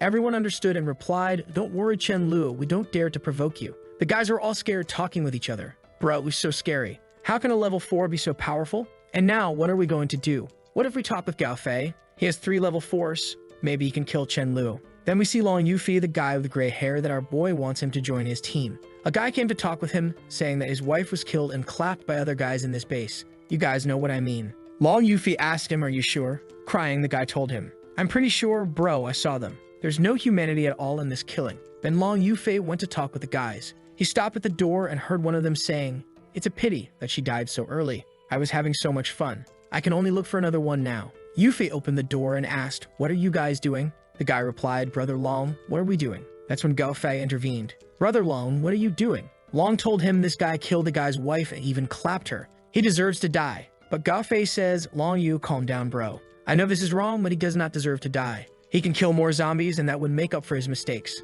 But Long Fei him, this doesn't make up for his mistakes. I'm more valuable than him, and I want him dead. The guy then replies, Gao Fei, you have to help me since I'm taking the blame for you. So it was all Gao Fei's doing. He even goes to his face and says, Gao Fei takes care of everyone. What if he just wants to have some fun with a few women? That way he can keep his mind clean and even save more people. Long says, so that was your plan. You're not letting people because you want them to survive. You just want to feel like a king and take over some woman. You know what? I'm going a different path. Goodbye. The guy behind him says that Brother Long Yufei cannot go. What if he tells your story to everyone? But Gao Fei replies, there's too much people that knows Long Yufei. We cannot kill him like that. Let's just say that he was the one that was having relations with all the girls. When everyone is against him, we just kill him. Getting out of the base, Long Yufi was thinking, I'm so naive. All that I wanted was for people to help each other to survive. How we can get more simpler than that? Where I'm going next? That's when the guys that are planning to kill Chen Lu appeared. Brothers, we are here to surrender. We want to see Gao Fei. There's a guy that goes by the name Chen Lu, and we need to kill him.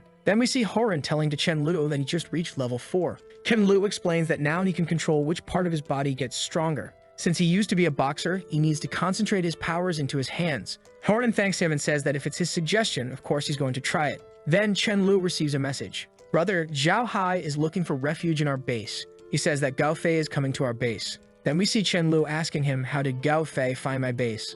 Zhao Hai explains it's those brothers from yesterday. They took refuge with Gao Fei and now they want to kill you. Chen Lu thinks that's why I should have killed everyone. That's what I gained by sparing some lives. Chen Lu tells to everyone in the base, listen, everyone be ready to defend this place. The enemy is coming for us. Then we see a lot of cars driving to their base. Seeing Chen Lu's base, he thinks it's a really good one. It's a pity that he has to finish this guy. He takes a megaphone and says, we have 2,000 people, more than 76 at the 3rd level, 1,500 the 2nd level, even 2 people at the 4th level. I advise you to surrender. Those who leave this base are going to be my brothers from now on. The first 10 people to surrender are going to get some rewards. 2 bottles of water and 2 ham sausages. Gao Fei is confused. Why isn't anyone coming out? It's such a great offer. Inside Chen-Lu's board, even the most ordinary member in my team eats better than that. And also, where's Long Yufi? Why you didn't came with the guys? Gao Fei then looks to his team and says, since they don't want to get saved, we are going to act, and tells the guy behind him, you go first, take your people, and kill them. I'm going to give you more credit for this, but the guy is scared. My people, go first. The girl asks him, why are you refusing? He replies, even if I'm willing, I don't think my team wants to be the vanguard. No one is willing to die that much. When Gao Fei looked to his team, everyone was hesitant. Not me. I'm not going. And Chen-Lu was getting even more bored. Is this a joke? Then Chen-Lu just threw an apple and everyone got scared. How someone can have fresh fruits? This is impossible. Gao Fei goes and talks with the girl. Those guys are useless. So why don't you go ahead first? I will ask for someone to have some defenses for you. We need to finish this fast or we are going to lose the morale in our teams. You are my only support. You will help me, right? And with those words, the girl decided to go. From the top of the cliff, Chen-Lu members were throwing some flame powers, but the enemies with earth element could easily defend. When they broke the gate to enter, Mai Ling and Chen Yuan appeared. One fireball and everyone exploded. The girl knew those are powers of level 4 people. How they can have so many level 4s? Chen-Lu tells Thunder King, what are you doing here, bro?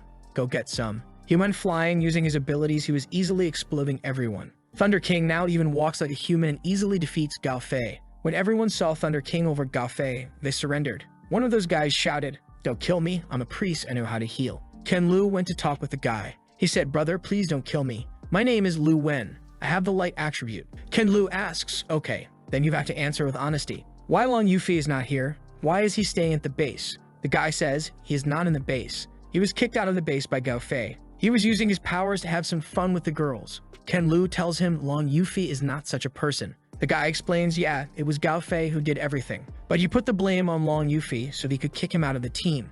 Chen-Lu asks for a favor to Zhao Hai. Bring your people there and fix everything. I'll treat you to a feast when everything is done. Then he tells to his team, everyone listen. Let's drive to Gao Fei's base and get all the supplies. Thunder King came asking for points, and Chen-Lu told him, when I come back, I give you some points, okay? Just protect the base. Some of the Zhao Hai members were thinking about joining Chen-Lu, but they knew that they would just be some cannon fodder members. At least with Zhao Hai, they have some sort of voice. Zhao Hai said, if Chen-Lu is willing to promote us for elite members, maybe we should actually join him. The guy has a bunch of high-level crystals, and if he keeps growing at this speed, someday he will be too far ahead for us to join. Then they were in Gao Fei's base taking everything. Chen-Lu saw something, a female dog. He checked her and thought, Thunder King, I have found you a wife. Isn't that better than points? Back home, he thanks Zhao Hai and tells him that he can come over later for a barbecue lunch. Zhao Hai thanks him. When he was about to enter home, Thunder King was staring at him.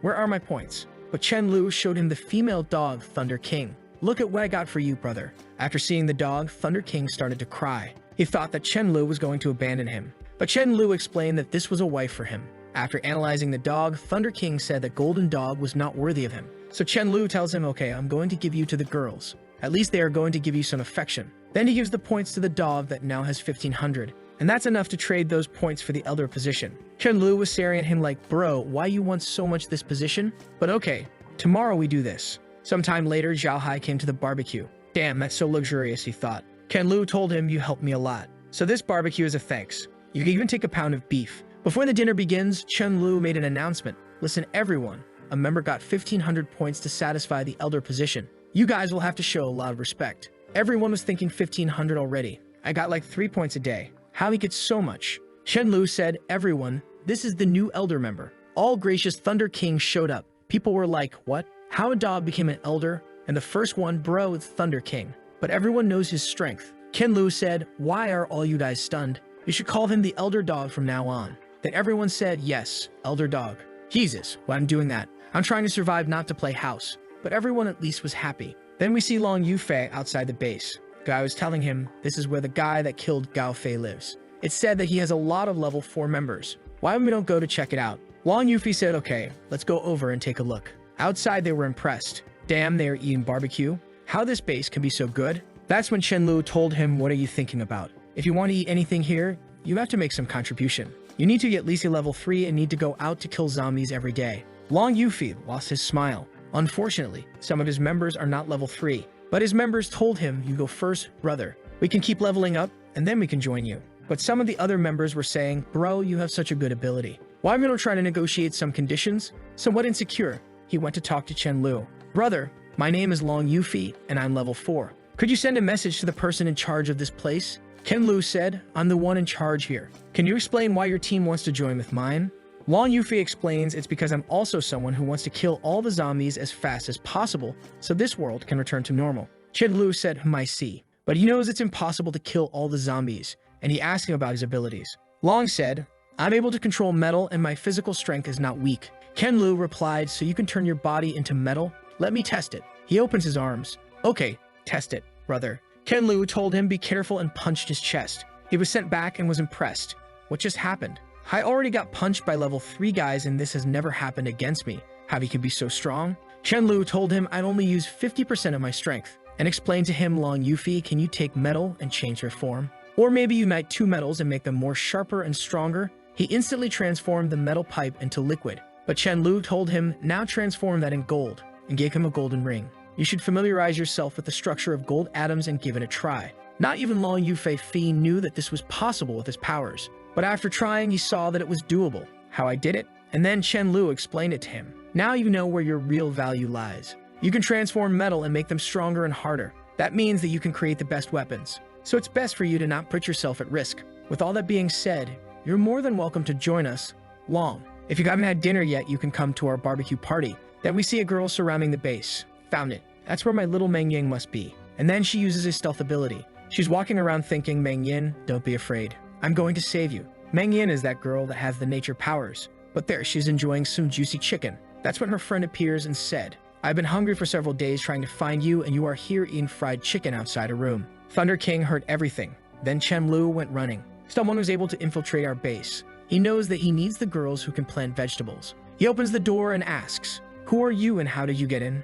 Meng Yin explained it. She's my friend and she can get invisible. That's how she infiltrated there. Chen Lu thought invisible and also her friend. This is a really rare ability. I must capture this one. So he says, so it's a friend of you. I just brought Meng Yin here because I saw that she was alone. I'm sorry for making you worried. We have a lot of other girls here, so why you don't join us? You're going to have food, water, and even some company. She replies, all right, but nothing is free. Why you want me to do? He asks for all the information in other mutants that she knows. And she tells him about a mutant that is surrounded by crystals. He was probably someone that had good powers but was killed. Ken Lu knows if he was killed by another person, that person wouldn't take the crystals. So that means that he was killed by some zombie. And that zombie is strong and is around here. And then she explained where the zombie was. Next day, when Chen Lu was going, Zhao Hai told something to him. Brother, I think we should all escape from here quickly. We saw the zombie and he was 100 meters away. But in a second, he appeared behind my men and killed everyone. Ken Lu asked if he's smart. Zhao Hai said yes, also he's really powerful. It's impossible to deal with that. He's way too fast and even uses some sort of wind blade. All the members are scared. Bro, we could only escape because he didn't chase us. But he's coming in this direction. I think we should all run from here. That's when Rice came and explained to him. Ken Lu, you are dead today. Chen Lu was shocked. What did you say? It's impossible since I have the void walking. How I'm going to die today? He grabs Rice, puts him on the floor. Explain for me carefully. Rice says, I'm feeling that you are probably going to die. Something is coming, and it's extremely dangerous even for you. Unless you leave a like on this video to help Mamoru make more juicy content for you. Do you remember that the last chapter ended when Rice came and said he was going to die today? Shidlu asked what that was all about, and Rice explained that he felt the guy was going to die, but also had a chance to gain great benefits. Kenlu thinks that according to what Rice said, it's a creature of at least level 7, but he doesn't remember anything like that appearing in his past life. And what's this business about incredible benefits? Because a crystal from a level 7 monster wouldn't be that good for him anyway. He asked the cat if Myling and Millie are in danger, and it says no. When he gets home, Dahai asks if they're going to flee, and Chen Lu says they're staying. The guys are scared, but he says they can hide in the house until he deals with it. At that moment, Sugarishu and the sisters were coming back from a hunt, but they were being watched from behind a tree. While Millie talked about being starving, the guards at the gate pointed and asked what that was. At the same instant, the zombie disappeared and was already in front of the two. The trio turned to see the commotion, and the monster had already killed 3. Chen Lu ran over and told Rice to hide. He drew the blade from the void, teleported behind it, and hit it squarely, but he couldn't cut the creature. Now he understood it was at least level 8 or 9 actually. Ken Lu fell into the group that was confused about what was happening. He teleported again and went to hit the monster, but this time he almost got grabbed. It also had the same element as him. He fell to the ground and the guys called for him, but the zombie turned and looked at the sisters. Chen-Lu hadn't yet confirmed if he could teleport with people, but even without experience, he had to risk it and got close to everyone. He activated his power but ended up far away and alone. Millie was about to be attacked. Once again, the sly guy teleported to the front. He stood still, commanding the zombie to die. It seemed like he had a plan with a crystal in his head. Suddenly, the monster felt something and fell to the ground. Chen-Lu seemed tired and also passed out. Millie, crying, approached to heal him, and Sugaju ordered everyone to be brought home until things stabilized. In the room, the Thunder King was angry, asking why Chen-Lu was the only one hurt. Everyone was praying while Rice was angry because he already said the guy would wake up, but no one believed him. The only detail is that it took him 2 days to wake up. When he opened his eyes, Millie and the Thunder King were still beside him. He seemed a bit disoriented, wondering if he used time acceleration. He remembers another person from his past life who was the only one he knew that also had that. Once when he was stealing food from a garden, Myling came scolding him. He tried to escape with the void walk but stood still, not understanding what was happening. And with that, Myling kicked him. The girl next to her was Jiang, who had a time-affecting ability but could only use it on one person. He remembers that when she died, he put her body and crystal inside the dimension, but didn't expect it to have any effect. Chen-Lu asks about the zombie, and she shows him the crystal. Seeing that damn level 8 crystal, he said he suffered too much because of it. Then he hands it to the Thunder King, saying it would help him reach level 5 quickly. But the damn dog refused, saying he would charge a lot of points for it. Chen-Lu said no, that he would even gain if he reached level 5. Then the sly guy took it. Millie said it was good for him to eat soon, and he ordered the Thunder King to have someone prepare something. With that, he pulled Millie close, saying she worked hard. He hugged her while thinking it was great to have someone who cares about you by your side. That boy is in love. The scene shifts to some guys surrounding an elephant. The girl on top says they better not blame her for having to kill everyone there. Some guys on the ground say she'll pay dearly when the boss's dog arrives. She was confused, wondering what kind of dog they were so confident about ending her elephant. However, she was crushing everyone with the elephant from Google Images. From afar, the beast looked gigantic, but there were 2 wolves observing it. At home, the girls were pampering the new dog until they informed Chen-Lu that a giant elephant was approaching. Chen-Lu remembered a tamer named A Cheng and wondered why he had come there. He arrived at the door and asked Myling if she had an amazing dog there. Seeing the golden retriever, he said it looked like a strong and brave dog.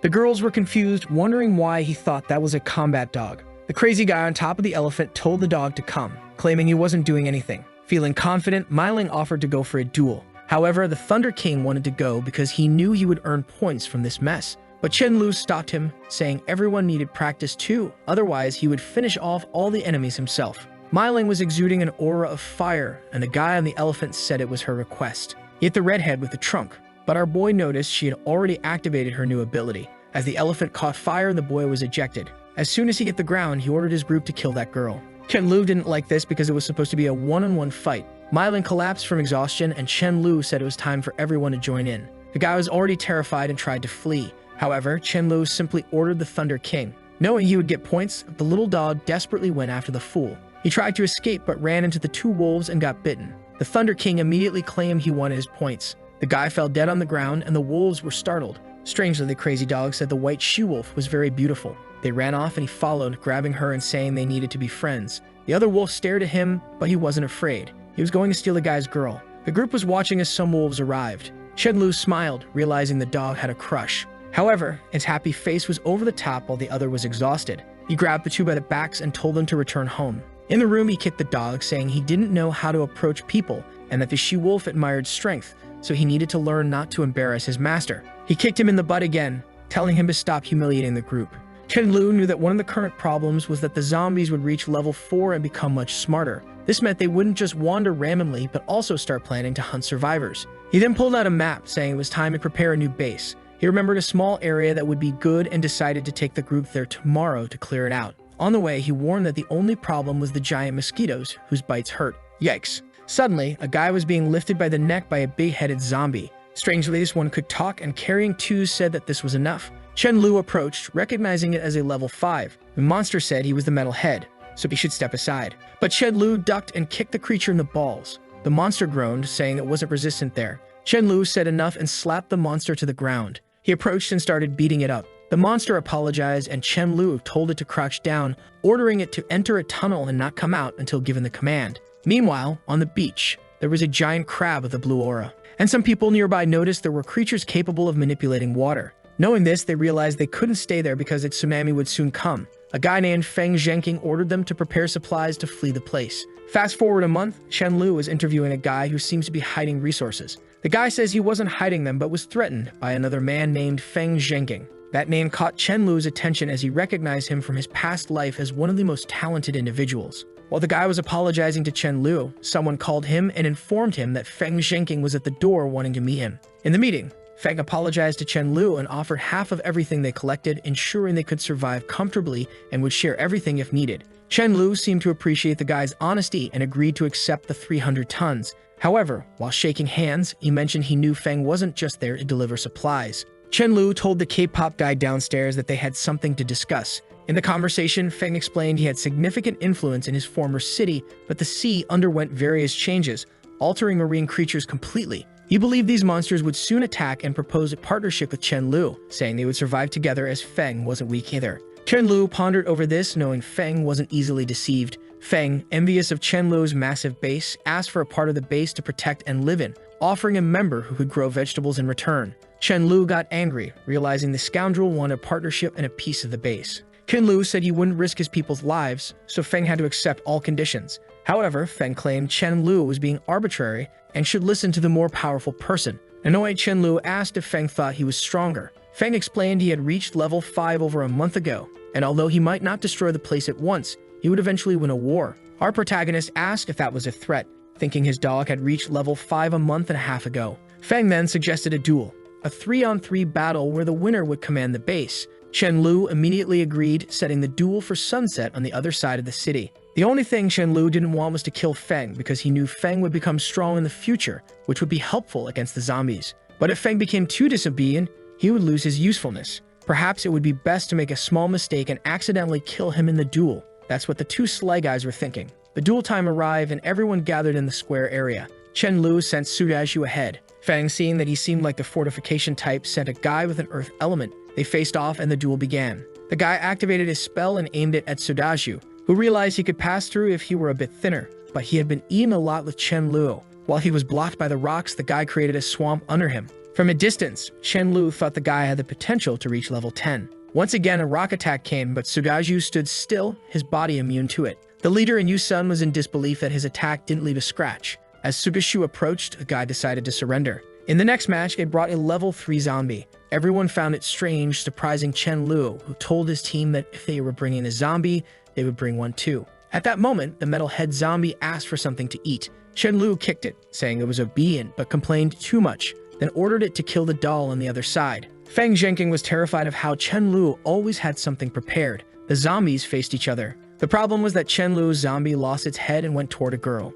He knew she was the one who could grow vegetables, so she couldn't die. He pulled the chain of the monster, who complained about being starving. Chen Lu replied it would get fed tomorrow, but the creature screamed, accusing him of lying. Now Chen Lu was contemplating ending it. Suddenly, the monster lost its head and broke the chain. He realized it had undergone a mutation, reaching at least level 5. The monster had grown and tried to strike its leg. Seeing that it didn't cut, he knew its physical strength had increased. Standing, the creature declared it would now crush him. Chen Lu barely dodged, pulled a giant blade from the void, and said it was time to test its weaknesses again. He attempted a slash, but nothing happened. It seemed the mutation had strengthened that area particularly. Dodging another attack, he delivered a cut, thinking the creature was oddly stronger than it should be. At least it would be a good fight now. He stepped back, facing the monster, preparing for an attack. The creature, on the other hand, said it felt something strange. Chen Lu noticed an opening in its belly, wondering if he was finally creating the spatial cut he had been trying for so long. The sly one drew a giant aura blade. Suddenly, a red tornado came at him.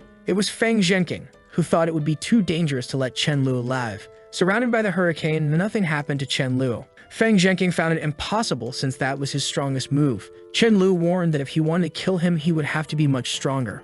Feeling embarrassed, Feng apologized, admitting he was somewhat wrong. Chen Lu returned to the creature, which begged not to be killed, but it was cut down and fell to the ground. Feng immediately recognized from the size of the crystal that it was at least a level 8 creature. Trembling, he acknowledged Chen Lu as the new leader. Our protagonist approached, asking what that sneaky attack was about. Feng was about to apologize but received a slap to the face. He was about to call them brother but got another hit, questioning who his brother was. Feeling desolate, Feng admitted he was now the younger brother. Chen Lu then told the girl beside him that according to their deal, Feng's people would have to join his team and ordered her to gather all the talented ones. She started talking about who was useful and who had useless powers. Feng realized he was in trouble but was willing to start a new city from scratch. He asked Chen Lu to spare him, promising his people would join the protagonist. Chen Lu agreed, and Feng announced to everyone they could join Chen Lu because he was no longer worthy of being their leader. As soon as he finished speaking, he ran away desperately, fearing being killed from behind.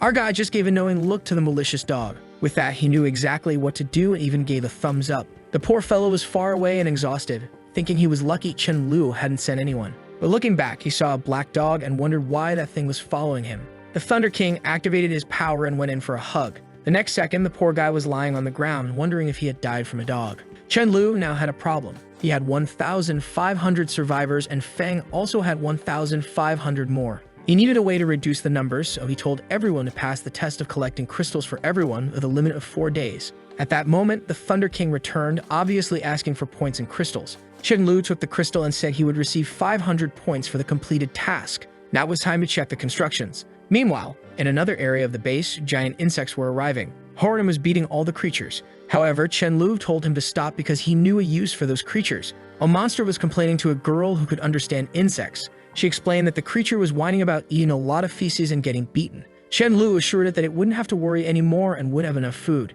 Meanwhile, a guy went to tell Dahai that Chen Lu was relocating and moving all the members. Dahai replied that his administrative skills were no longer important. It was best for them to disband and join Chen Lu as soon as possible. They arrived at Chen Lu's base, which had gigantic walls and full coverage. Dahai noticed the distance between them was only increasing. Chen Lu went to meet them, asking what Dahai wanted. Dahai said he wanted to join and have a meal, and Chen Lu agreed, thinking Dahai had been loyal so far, so he wouldn't treat him badly. Pulling Dahai by the arm, Chen Lu mentioned he was forming 2 intelligence groups, and the second one would be perfect for Dahai to manage. As they entered the base, everyone was astonished by the structure. From above, others watched in disbelief. A guy with a red bandana explained that only people of at least level 4 were accepted there. A guy in a blue shirt was impressed and said they would need to give a generous gift to be accepted. During the meeting with Dahai, someone interrupted, saying they brought gifts. Chen Lu asked to bring the person in, and an embarrassed guy entered, saying he brought something to please Brother Chen. Unfortunately for him, Chen Lu remembered these people had once blocked his escape with Sudazu in his past life, leading to Sudazu's death. Although the guy hadn't done anything yet, he would have to pay for it. Chen Lu wouldn't let the guy escape easily. He planned to extract maximum resources and powerful members first. The guy asked if Chen Lu liked the gift, and Chen Lu said it was incredible, declaring that anyone against the guy was against him too. The guy called some friends who brought extremely resistant mutant turtle shells. Chen Lu knew it was one of the best materials and said he needed to check it out by the beach. Someone in a car crashed into a zombie. It was Chen Lu, and the zombie banged on the window, saying it wanted to cooperate with him. These creatures were getting too smart. Even Chen Lu was impressed with them negotiating at level 4. The zombie told him to bring many humans for him to eat. Chen Lu asked what he would get in return, and the zombie replied that he would gain life until Chen Lu slapped him. Grabbing the zombie by the neck, Chen Lu slapped him again. The creature wanted to say something, but got another beating. Now on his knees, the zombie apologized. Chen Lu then said that in 2 days, some humans would pass by and he needed to bring many strong creatures, but it was better if he came personally.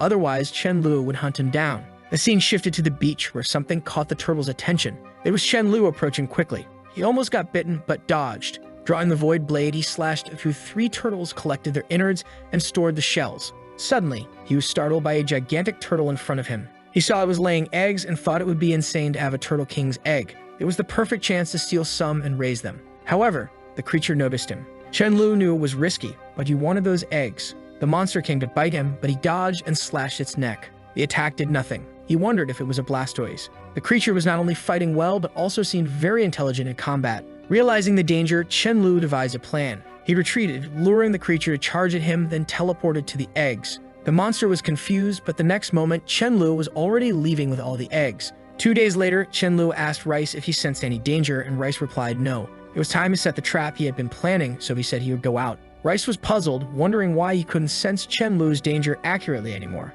Perhaps there was a cooldown period for each person's danger sense.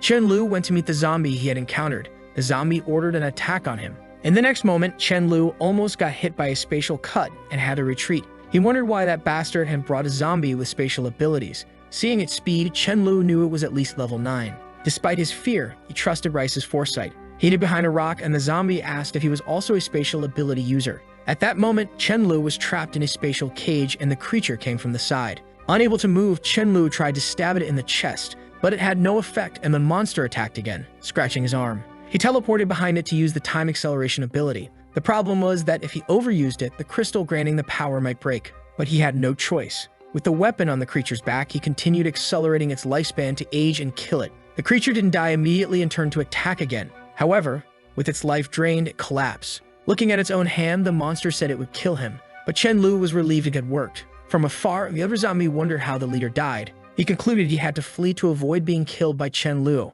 However, Chen Lu appeared in front of him, saying he was very fast, asking where all of his courage went to bring someone to kill him. The monster apologized, but Chen Lu said he wouldn't kill him. He handed over some turtle meat and told him to keep bringing powerful zombies. Obviously, Chen Lu's plan was to use the zombie to bring other zombies and continue evolving. As he entered the base, people wanted to bring him loads of information about everything happening. Daha had completed the intelligence part and reported on the evolved people. One notable individual was a guy named Jinyuan Jiang who had an earth power, and Chen Lu knew he would be strong in the future. He passed the news to Daha and ordered him to recruit the guy. Then he received a message about someone named Jiaxian seeking shelter, offering a level 7 crystal. Chen Lu knew this meant she was in big trouble. However, for him, it was perfect. The base would be a sanctuary where, as long as you paid the right price, you could find shelter. In a mansion in the mountains, a guy mentioned that Jiaxian had run to Chen Lu's base with the crystal. The angry man in the hat said they had to deal with it. His friend tried to stop him, calling it madness to go against Chen Lu, but he struck one of the cells, summoning a zombie and saying it was time to act. However, the zombie was lazy and wasn't interested. While the leader was pleading, someone came in, announcing that their base was being invaded and they couldn't stop it. Before he could respond, a slash cut through the middle. He turned to see Mo Ning, who declared he had come to clean the base. The leader ordered the zombie to attack. The creature told him to leave the territory, but Mo Ning vanished like Chen Lu and appeared behind, slashing the leader. The girl apologized for being late, but he reassured her. She couldn't stop praising him, calling him incredible, strong, and wonderful. She showed him a message from Chen Lu, stating that as long as you pay enough, he would handle any problem. The guy found this claim bold and wanted to embarrass Chen Lu. Meanwhile, at his base, Chen Lu was eager to see the creature hatch. He got excited when a little turtle appeared. Picking it up, he got a spit blast in the face from the baby. He didn't expect this newly hatched creature to have a level 2 ability. He then thought of using the time acceleration ability to age them quickly. At that moment, he received a message on his walkie-talkie that some guys arrived with hostages. Their leader named Mo Ning said Chen Lu had to go to the mountain. Chen Lu found it strange since he didn't remember offending this guy. Hearing about Mo Ning's powers, Chen Lu wondered if he also had a void sword. At the meeting spot, the girl told Mo Ning it was impossible for Chen Lu to have the guts to come there. Mo Ning drank calmly, saying he hoped Chen Lu would come. Otherwise, it wouldn't be interesting. Just then, Chen Lu appeared in front of everyone, confusing them. A man in a tree asked Chen Lu for help, and Chen Lu told him to stay calm. Mo Ning admired Chen Lu's courage to come alone despite building such a large base. Chen Lu ignored him and asked if he had something against him or if someone sent him. Mo Ning replied that he simply found Chen Lu arrogant and wanted some fun. Chen Lu realized that Mo Ning was like him in his past life, picking fights out of boredom. Seeing Mo Ning prepare, Chen Lu noticed he indeed had a void blade. He acknowledged Mo Ning's impressive ability, but said it was a shame he was seeking death. Chen Lu drew his own much larger blade. The girl was shocked, commenting on the size of Chen Lu's weapon. She then summoned a knight to aid in the fight. Noting she was a dark summoner, Chen Lu aimed to immobilize her without killing. He cut down the creature and she fell, confused. The crowd was urged not to panic despite their numbers. Chen Lu quickly cut down 2 or 3 more. Mo Ning couldn't grasp what was happening as Chen Lu swiftly handled everyone. The girl used a restraining spell on Chen Lu, telling Mo Ning to flee, but Chen Lu broke free and said there was nowhere to run. She turned astonished and Mo Ning begged for his life. Chen Lu appeared before Mo Ning, stating he needed to teach a lesson. He slapped Mo Ning's face, cruelly deciding to break all 4 limbs to make an example. Back at the base, Chen Lu threw the girl into prison, warning her to obey or she would be killed if she tried to escape. He planned to let her reach level 6 before killing her for the crystal. Chen Lu noticed Dahai and spoke with him. Dahai mentioned a girl named Zhao Zaiyi, who had the power to cause mental confusion in creatures. He wanted to bring her to the base because she seemed valuable. Chen Lu agreed, noting that people with psychic powers could establish mental communication, which would be useful. Dahai then informed Chen Lu that the person he wanted to meet had arrived. Chen Lu met with Jinyuan Jiang, telling him to check the car's trunks, which contained all the requested supplies. Seeing the pile, Jinyuan said he would join them but had one condition. His pregnant wife should only handle logistical tasks. Chen Lu agreed, saying Jinyuan would need to earn points for both of them. The boy didn't spare anyone. Jinyuan would work for both. Meanwhile, the giant turtle approached his shell, lamenting the theft of her child. Emerging from the turtle was a marine friend with fin-like ears. Calling herself Haiji, daughter of the seas, the turtle congratulated her new strength and urgently requested help. Haiji agreed, though she would be weaker on land. She climbed on the turtle's back and they headed towards the base. In the car, Chen-Lu received a mental message from Zhao Zi. Impressed by her skill, she relayed Miling's urgent warning that she and Millie would die according to Rice's prediction if Chen-Lu didn't return. Chen-Lu was confused as the sisters, many people, and the Thunder King were at the base. What crisis could possibly threaten them? Chen-Lu teleported, informing Sugaju that the car was too slow and he needed to handle the matter at the base urgently. After several teleports, Chen-Lu arrived and found everything calm. He questioned why it was so peaceful, and Rice said that with him there, things had changed. The voice in his head mentioned that a giant turtle was approaching. He guessed it was the one whose eggs he had stolen and stormed out, fuming, thinking the creature sought revenge. Confident in his recent advancement to level 7, he believed he could win. Facing the creature, he ordered it to stop. The girl asked who was calling a monster. Chen-Lu immediately recognized her as Haji, knowing she was one of the most lethal creatures to appear. Seeing her flying, he was sure she was at least level 9. His only advantage was knowing her weakness, darkness. He was suddenly surrounded by a purple chain. Confident due to Rice's prophecy, he dodged her laser beam,